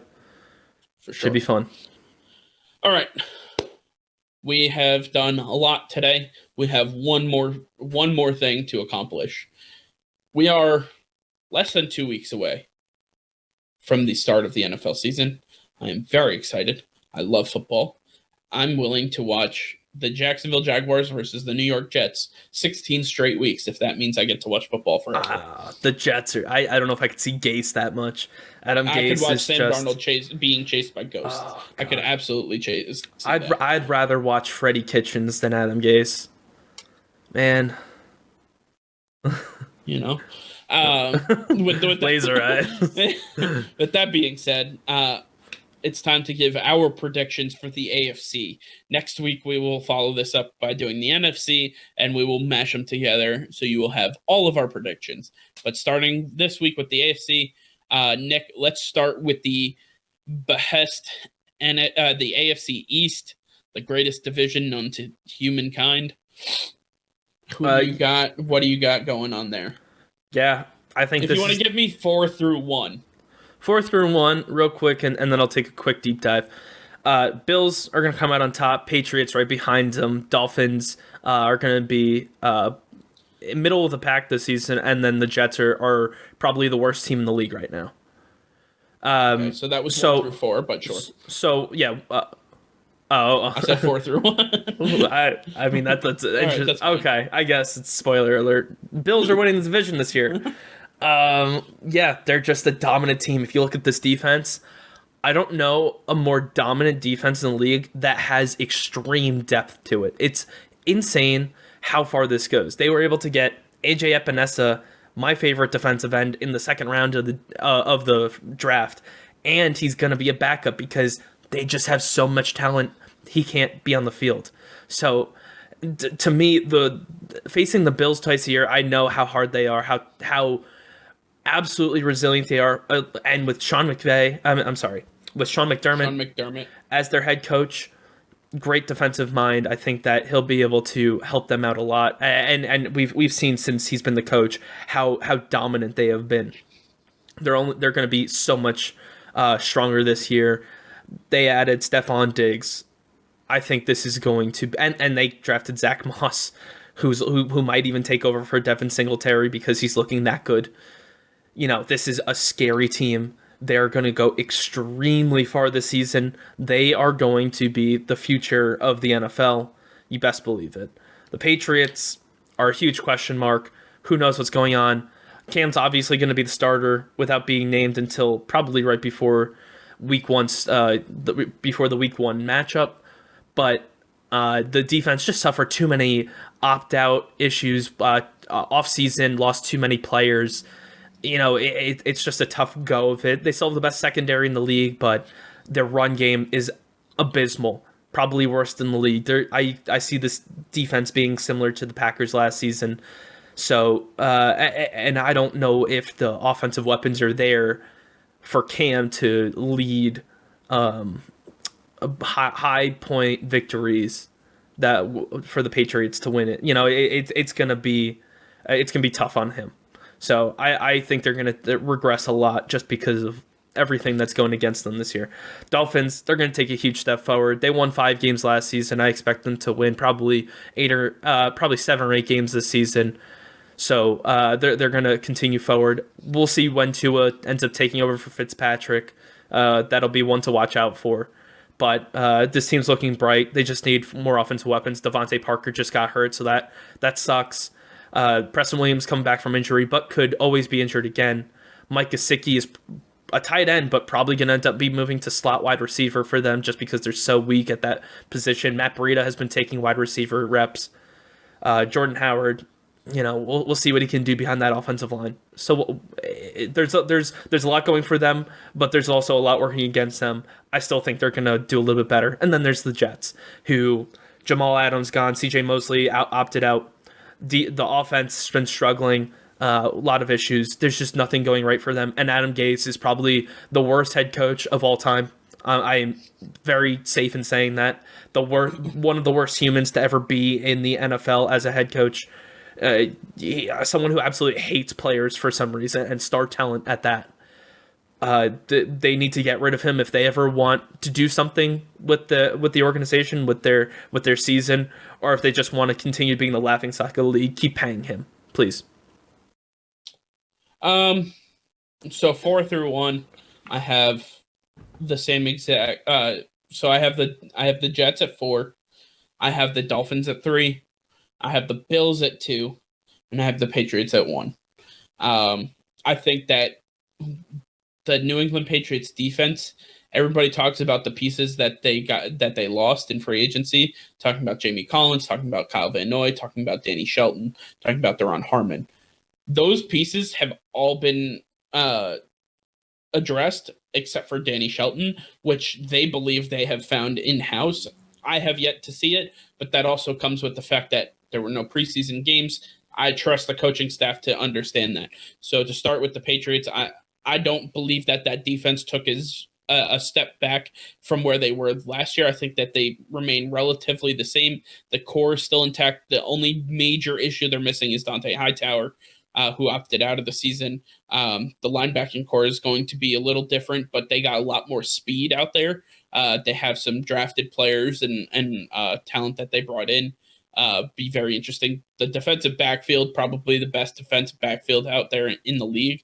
You're talking about Kyle Duggar and Devin McCourty at the safety position, J.C. Jackson and Stephon Gilmore. Stephon Gilmore reigning Defensive Player of the Year. And you have J.C. Jackson, who is ranked in Pro Football Focus's top 5 cover percentages. I think he was number 2, if I'm not mistaken, for passes defensed. And you have Jonathan Jones, who's one of the best nickel corners in the entire league. With that being said, I think on the defensive side of the ball, they're going to be ready. I think there's still some moves that are yet to be made, and I would look forward to the waiver wire for the Patriots to make some moves. They're going to take a look, and I don't think their defense is completely solidified just yet. On the other side of the ball, Cam Newton obviously provides a different look than what Tom Brady has given the Patriots. Obviously, Tom Brady was a surgeon when it comes to precise passing and carving up defenses. Cam Newton, while he can do a little of that, he is mostly known for his arm strength and his ability to stretch the pocket and also utilize his legs. Since 2011, Cam Newton has been the 5th. He ranks 5th in rushing yards from all players since 2011 that are currently in the NFL. I think that's absolutely incredible for a quarterback specifically. There has been not a single bad word uttered from whether it's coaching staff, whether it's media, whether it's players. Nobody has said a single bad word about Cam Newton. They have said the exact opposite, that he has been a leader in the locker room, that he is one of the most energetic and, he's always willing to work. He is just an incredible talent, and they said he is fully healthy and ready to rock with that chip on his shoulder. I think the only thing that could hold New England back is some of their wide receivers, but there have been some talks about Gunnar Olszewski being a top player coming back, and he is, really progressed well. He actually got really good praise from Stephon Gilmore himself, who doesn't praise anyone ever, saying that, he looks a lot faster, he looks a lot stronger, and most of all, he's not afraid to do anything on the offense, which is exactly what you need. The comparisons come to younger Danny Amendola, which I like to hear a lot. Outside of that, the running backs, there's so many of them. Damian Harris looked like a running back one. Sony Michel's come back. They said his legs look fresh. You have Rex Burkhead and James White still there to catch balls. Josh McDaniels and Bill Belichick are going to make sure that this team is ready to go and right. They do have the hardest schedule in the entire NFL, so it's going to be very difficult. But the Buffalo Bills have the second hardest schedule. So moving to Buffalo, they made some incredible moves this offseason. My biggest issue lies at the quarterback position for them. Josh Allen is not a very accurate thrower. He is great on the run. He does some really good things, but the accuracy is what concerns me. And even adding Stephon Diggs to that offense really scares me. You talked about the defense. I'm not going to harp on it too much, but they made some incredible moves over there. Tre'Davious White and Josh Norman leading the defensive backfield. Micah Hyde and Jordan Poyer are incredible safeties. They know what they're doing. Sean McDermott will have those boys ready. It's going to be a scrappy fight all the way to the top. I even expect them to possibly be tied at the end of the year with a slight edge going to New England. I just think that, they have what it takes to truly compete for a championship at this point in time. If they do not win, if the Bills don't win the division, which I don't have them doing, I do have them as the number one wild card spot. Moving on, obviously Miami, not going to harp on it too much, but they've said Tua looks really good. They're still a little worried about his injury coming back from his torn ACL from college. So they're going to wait on that. They're probably not going to start him, but they said if he was fully healthy, he'd be starting week 1, which is a really good sign. Ryan Fitzpatrick is a seasoned veteran. He knows what he's doing. He's doing a great job mentoring. They have some injuries elsewhere. Brian Flores, brand new, or not brand new head coach, but he's still a new head coach. He's still getting that team the way he wants it done. Brought in some guys that he trusts and knows, and he's going to do it his way or the Long Island Expressway. And I think the team is starting to shape up the way he wants. They got some incredible talent at cornerback, talking about Xavier Howard, and they brought in what's the guy's name from Dallas, the corner? Byron Jones. I mean, that's a credible one too, that you got going there. Kyle Van Noy to lead the linebacker core, and they brought in some spectacular defensive line players. And then obviously the New York Jets are just in a constant state of disarray. Le'Veon Bell is basically the only piece that they have at this point in time that you can truly trust. Who won't see the field because of Adam Gase. Right. So the biggest issue is that Adam Gase doesn't like Le'Veon Bell and is more apt to throw Frank Gore out there than he is to throw his all-pro running back that or they Kalen traded. Balazs. Well, he's technically not on the team right now. We'll see if that ever happens. I think he hurt his hamstring, so he didn't have to play for Gase again. But that's a story for another time. On the defensive side of the ball, you lost Jamal Adams, you lost C.J. Mosley. Avery Williamson is coming back, but it's still not going to be the same. They can every day they continue to rack up major injuries, and they're just constantly taking blows. I think at this point in time, besides Jamison Crowder, I think their number 2 wide receiver might be like Braxton Berrios, or I don't even know who it is at this point. I mean, they have nobody healthy. Robbie Anderson is gone. They let him walk in free agency, so they have Rashad Perriman, who's injured. They have they do have Denzel Mims, who's injured. They did sign Chris Hogan. Yeah, Mr. Hogan. Okay. I don't know if you watch too much Mr. Unlimited with your little Irish accent there. I don't know why Hogan is Irish, but nonetheless, yeah, Chris Hogan. But he's Mr. 7-Eleven. He's Mr. not, Lacrosse. I don't know. The Jets are in a constant state of disarray. I do feel a little bad for Jets fans, but I don't, because you're a Jets fan, if that makes sense. Like, just and you Jets know fans, what to expect. Jets fans have had the last couple of years to sign over to another team and become a fan of a new team. They have that opportunity still. Take advantage of it while you do. But I feel like as soon as Adam Gase is gone, then you only have upside from there. Joe Douglas is an amazing GM, and things should start looking brighter once they realize Adam Gase is a horrible person. Yeah, I mean, they say you can't you can only go up from the bottom. That's not true. The Jets have stayed consistently at the bottom, so they haven't been able to go up just yet. So we'll see. But I do see them as a bottom 3 team in the NFL, for sure. Let's move over to the AFC North. Okay. Give me your 4 through 1 quickly. All right. First of all, I do want to say that thank you guys if you guys are still here. We are approaching 2 hours, and this is a lot longer than we normally go, but there is a lot going on, especially with the season about to start in the NFL. The NBA playoffs are in full force, and it's amazing right now. So there's just a lot to cover this week and next week probably as well. So real quickly, I am just going to do my breakdown for the AFC North. I expect the let's see. Bengals. Yeah, I'll probably say the Bengals are the 4th team. I'll say the Ravens are going to be my 3rd team. The Steelers are number 2, and I believe in this Browns team this year. I believe in Kevin Stefanski. They are the best team in the AFC North. I love the Browns. I love this team. They are extremely deep. They did lose Grant Delpit, but I don't think that's going to hold them back. I think there's a lot going, and I think Nick Chubb is going to play a huge factor. Odell's looking great this year, so I love what they're doing. Steelers, the defense is amazing. Ben Roethlisberger's back. If he can stay healthy, this team is going to go far. Juju will be great. Deontay Johnson, Chase Claypool, Eric Ebron, James Conner. I'm sure he'll be better with Ben Roethlisberger back there. I think that Lamar Jackson is going to regress a little bit. I think it's going to be harder for him in the run game.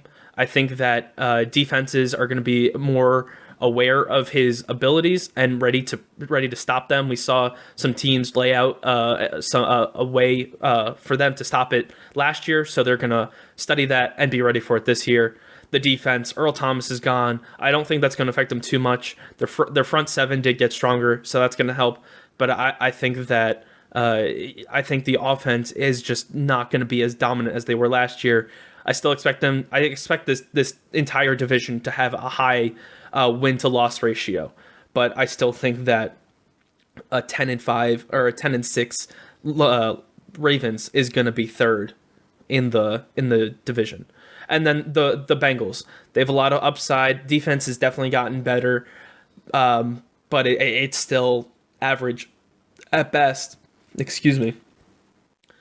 Joe Mixon, first year, he played in the pro system last year, so he could do well, but we'll see. AJ Green, we'll see if he can stay healthy. A lot of question marks, and we'll see if Joe Mixon can stay healthy with this new contract.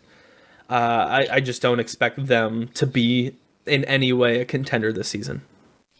I have the same exact list for the AFC North. In fact, my bold prediction for the AFC lies mainly with the Baltimore Ravens.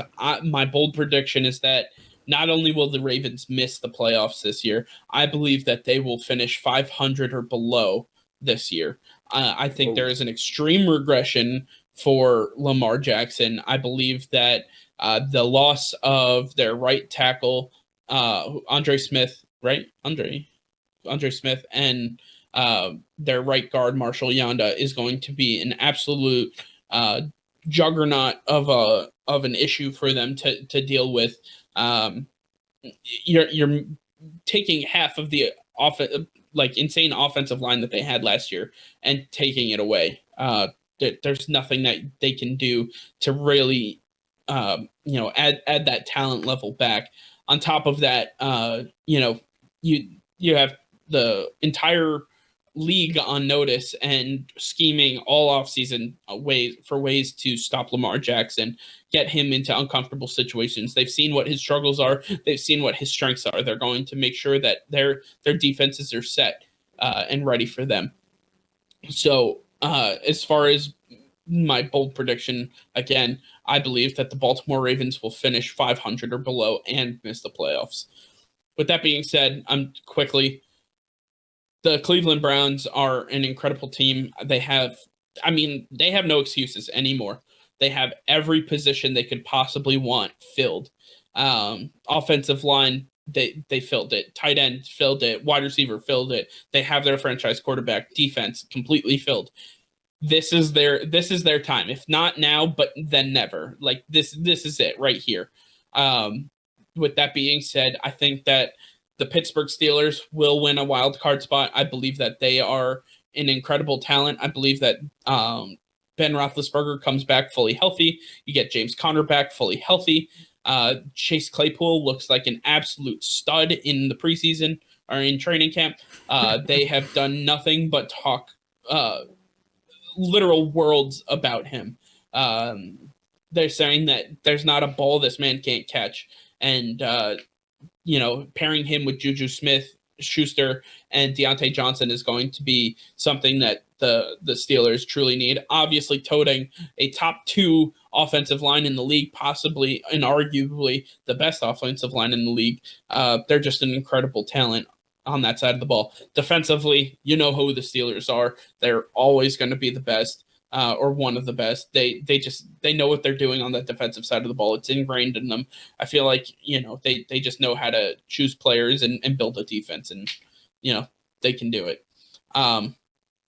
Baltimore, again, struggling offensively, missing the right half of the line, and defensively missing Earl Thomas. I do think that's going to be a bigger issue than they realize. They're not going to have that Pro Bowler to lean on talent-wise. Now, in the locker room, it might feel a lot better and maybe feel a lot looser for them. But the fact remains that, Chuck Clark and those boys are really going to have to step up and prove their worth now because they're the ones who helped get rid of Earl Thomas. And, the addition of Calais Campbell helps on the front 7. But at the end of the day, they're still going to have to put a lot of pressure because they lost Patrick Onwuzar, or however you say his name. That they lost some more pieces for a second year in a row on the defensive side of the ball than they gained. And I think that's going to be a big struggle for them. Finally, the Bengals are they're young right now. They're still growing. They're still rebuilding. They got their franchise quarterback this year. He's going to lead them to some victories. Joe Mixon can run the ball. He can do really well. That offensive line is pretty good. AJ Green, I think, is probably going to regress a little bit. He didn't want to be there last year, but still balled out. I think Tyler Boyd is becoming the consensus number 1 for Joe Burrow. He likes to throw to him a lot of hype around him right now. On the defensive side of the ball, they still have Geno Atkins, who's anchoring that front 7. Outside of that, they signed every cornerback that Minnesota decided to get rid of or not re-sign this year. It seemed like Cincinnati decided to bring them on board. So, they're starting to rebuild the Vikings defense. Outside of that, they have a lot of holes they need to fill. This is going to be a building year for them. Really like taking their temperature because they could surprise some people. They have that ability, but at this point in time, I believe that they're going to have a lot of growing pains for sure. Quickly, we're going to move on. Let's move on to the AFC West. All right, AFC West. I'm going to put I'm going to put the Raiders in 4th. I think the Raiders are onto something, but the quarterback situation I absolutely hate. And when I like your quote from last week, I think it was when you have 2 quarterbacks, you have no quarterbacks, or So obviously Marcus Mariota is looking bad, so Derek Carr is going to get the job. Tyrell Williams just went out for the year, so you're on to Bryan Edwards and Henry Ruggs as your 1-2 to start the season. So I think they're in last. This is where it gets tough because I like the Denver Broncos a lot. They have a lot of hype. The defense got a lot better. I also like the Chargers, but the only thing with the Chargers is I don't like their quarterback situation. If Tyrod Taylor is there for more than 8 games, then I don't like this team. And so I think I'll put the Chargers in third place in the division. I think the Chargers have a great defense, they have a great offense, but until Justin Herbert takes over this offense, I'm not going to start looking at them as a real contender. And I still think he's more like Josh Allen, where it might take some time to get him to what he can be, his full potential. So I'm going to put them there. Denver Broncos are my number 2. This team is filled with young talent. They have Cortland Sutton, who's a beast. They got Jerry Ruggs, who's a beast. KJ Hamler, who's a speedster. Phillip Lindsay and Melvin Gordon in the backfield, fairly strong offensive line, and then Drew Lock, who I think is a bona fide star in the NFL. Mike's not on the hype train, but I am. I love this guy. I love this defense. They got Pro Bowl safeties. Only thing they're lacking are corners. They lost Chris Harris Jr. This offseason, and that's going to hurt them. But great linebackers, great front seven overall. I love this team. And then reigning champs, the Kansas City Chiefs, are number 1. Clyde Edwards-Helaire is going to be what Andy Reid has called the Brian Westbrook of the offense. He is going to be a huge part of them. Travis Kelce, wide receiver, playing tight end. Great wide receivers all around. Defense, they're lackluster, but they seem to outperform their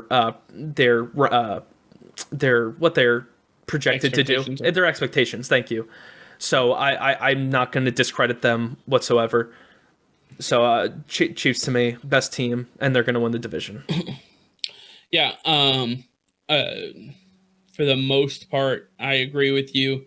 All I'm going to say is that I'm going to switch the Broncos and the Chargers. So I have right now the Raiders in last, then the Broncos or the Broncos. Then I have the Chargers and the Chiefs. The Chiefs, again, Patrick Mahomes, former MVP, just got a $500 million extension. That's not even an exaggeration. Then you have Tyreek Hill, Mecole Hardman, who can spread the field. Sammy Watkins, Demarcus Robinson, incredible talent. Clyde Edwards-Helaire, incredible. Nothing but just positivity coming out of Kansas City and the media around him. My biggest question mark with them is the defense. I think the defense performs really well because the offense performs at such a high level that other offenses have to really just put everything out there. They have to stretch the field. They have to score quickly, and the defense just thrives on their ability to. All they have to do is make one stop, and the other offense is down by two scores at that point. So it really benefits them that they have such a potent offense. That being said, they're the clear-cut favorites to win this division. As for the Chargers, that defense is hella strong. They're incredibly talented. Joey Bosa and Melvin Ingram ready to go. Melvin Ingram, I don't know if you guys have watched Hard Knocks, but Hard Knocks has shown exactly what type of leadership they have on that defense and on that team is in general. Chris Harris joining the fold has provided a lot of competition and shown that the Chargers are in for it. That they have some leadership out there, and you may not believe in Tyrod Taylor on the offensive side of the ball. I believe in Tyrod Taylor. I've seen what he can do firsthand. He's an incredible talent. He can do basically everything that you ask of him. He's a precise passer. He can rush the ball. He just doesn't have the strong arm, which is fine. But personally, I think he's a great fit. And even if he starts the whole year, I think that's a good sign for them, because if he's starting the whole year, that means something's clearly working. Otherwise, Justin Herbert would have been inserted at some point. With that being said, the Denver Broncos, I don't believe in Drew Lock. I do like the weapons around him, though. I like Phillip Lindsay. I like Melvin Gordon. I like Cortland Sutton. I like Jerry Jeudy. Those guys are incredible talents. Noah Fant, one of the best young tight ends in this league. Love him to pieces as a player. The offensive line is going to struggle. They constantly do in Denver. And the front seven is elite. The back four, non-existent basically. Their DBs are questionable at best. They have Pro Bowl safeties, but okay.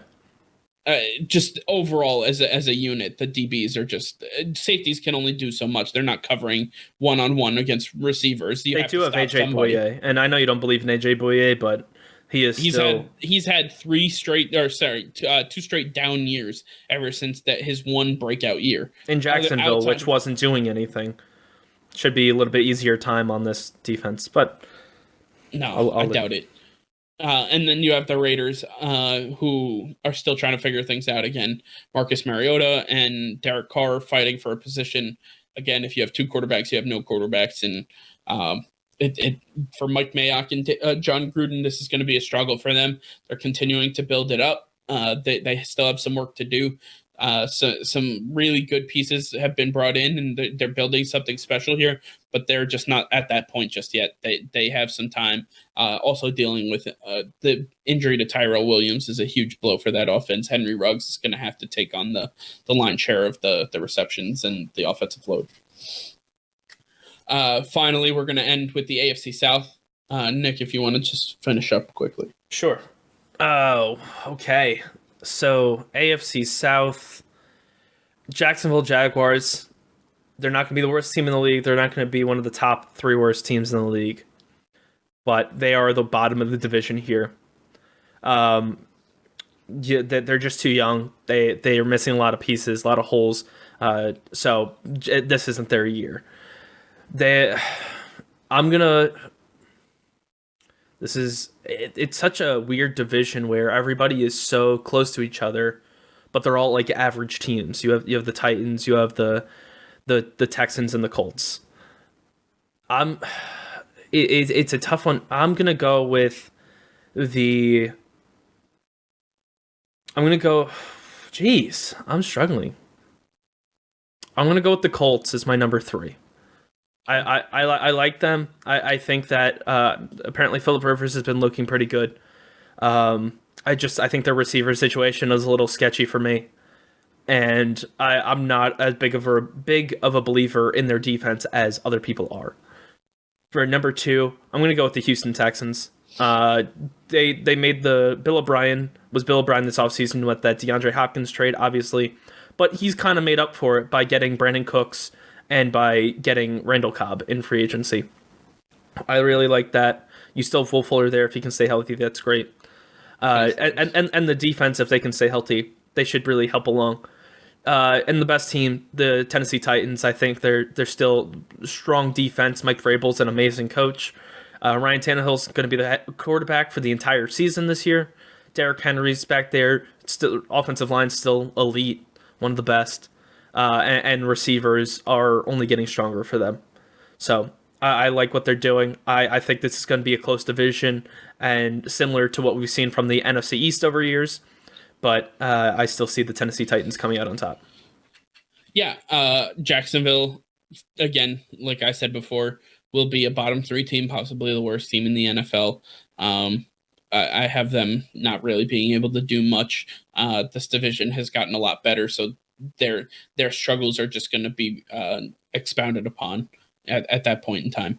Then I'm going to move over to I'm going to say the Texans.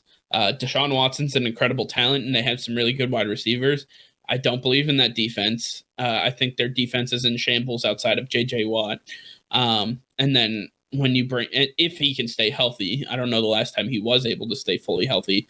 And then you got rid of your top receiver. And, personally, I need to see David Johnson healthy before I can truly believe in him again, because outside of really a full healthy year in Arizona, he hasn't done much else. It's been a while since he was a super productive running back, and I think he needs to maybe Bill O'Brien can get something out of him that they couldn't in Arizona. Maybe it was the loss of Bruce Arians that maybe changed things. I really don't know. The fact remains is that, that running game is questionable at best at this point. The offensive line remains a concern. Deshaun Watson's going to continue to run for his life. Doesn't matter if you have Randall Cobb, Kenny Stills, Will Fuller, or Brandon Cooks out there, he's going to have to just toss the ball up and get out of the way because defenses are going to be clamping down around him. It's just that simple. Then the number 2 team I have are the Colts.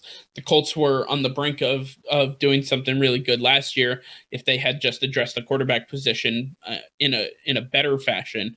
Now that they have Phillip Rivers, who is a bona fide starter in this league, a great veteran quarterback, I believe that he is going to help bring them up a little bit, and I believe they are going to finish second in this division. When you pair some of their these wide receivers together, you have Paris Campbell, you have T.Y. Hilton, you have Michael Pittman and Zach Pascal. Some incredible talent out there. Obviously, Jonathan Taylor looking like a stud running back in Indianapolis, and then that defense just continues to get better. I expect a lot from Indianapolis this year. And then finally, to end it all, the Tennessee Titans are by far and away, I think, the number 1 contender for this division.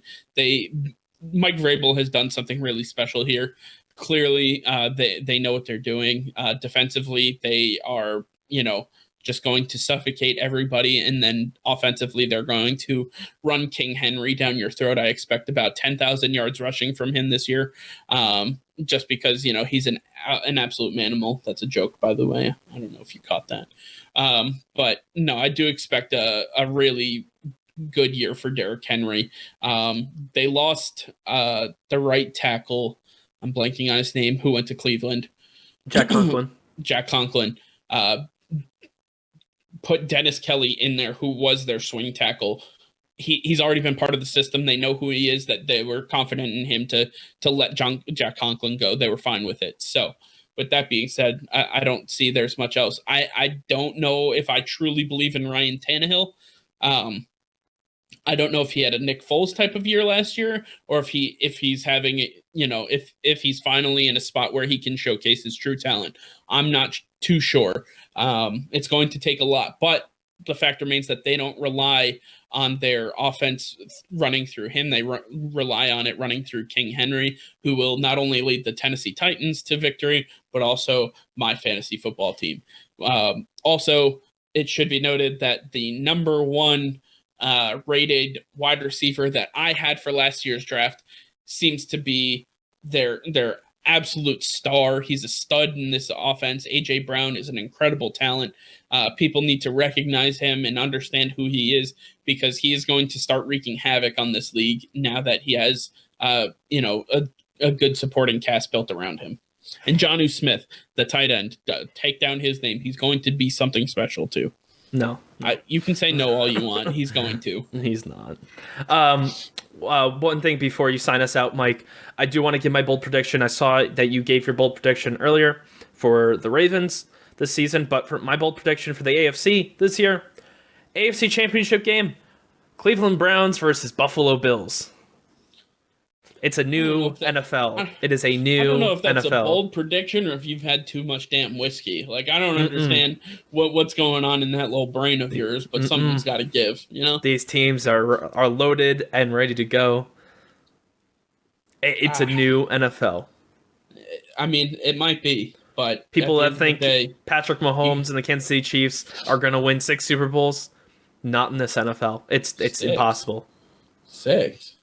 No way. That'll be fun. He's got to catch Brady, right? Nah, he's got 1, and that'll be it. With that being said, I appreciate anybody who decided to wait this entire time. We are going to start cutting it up in clips, so if you want to watch some of these clips and you just want to watch a specific portion, make sure to check those out. We're going to be doing that. We have some guests starting to get lined up to be on here. Make sure you're tweeting us. Make sure you're liking, subscribing.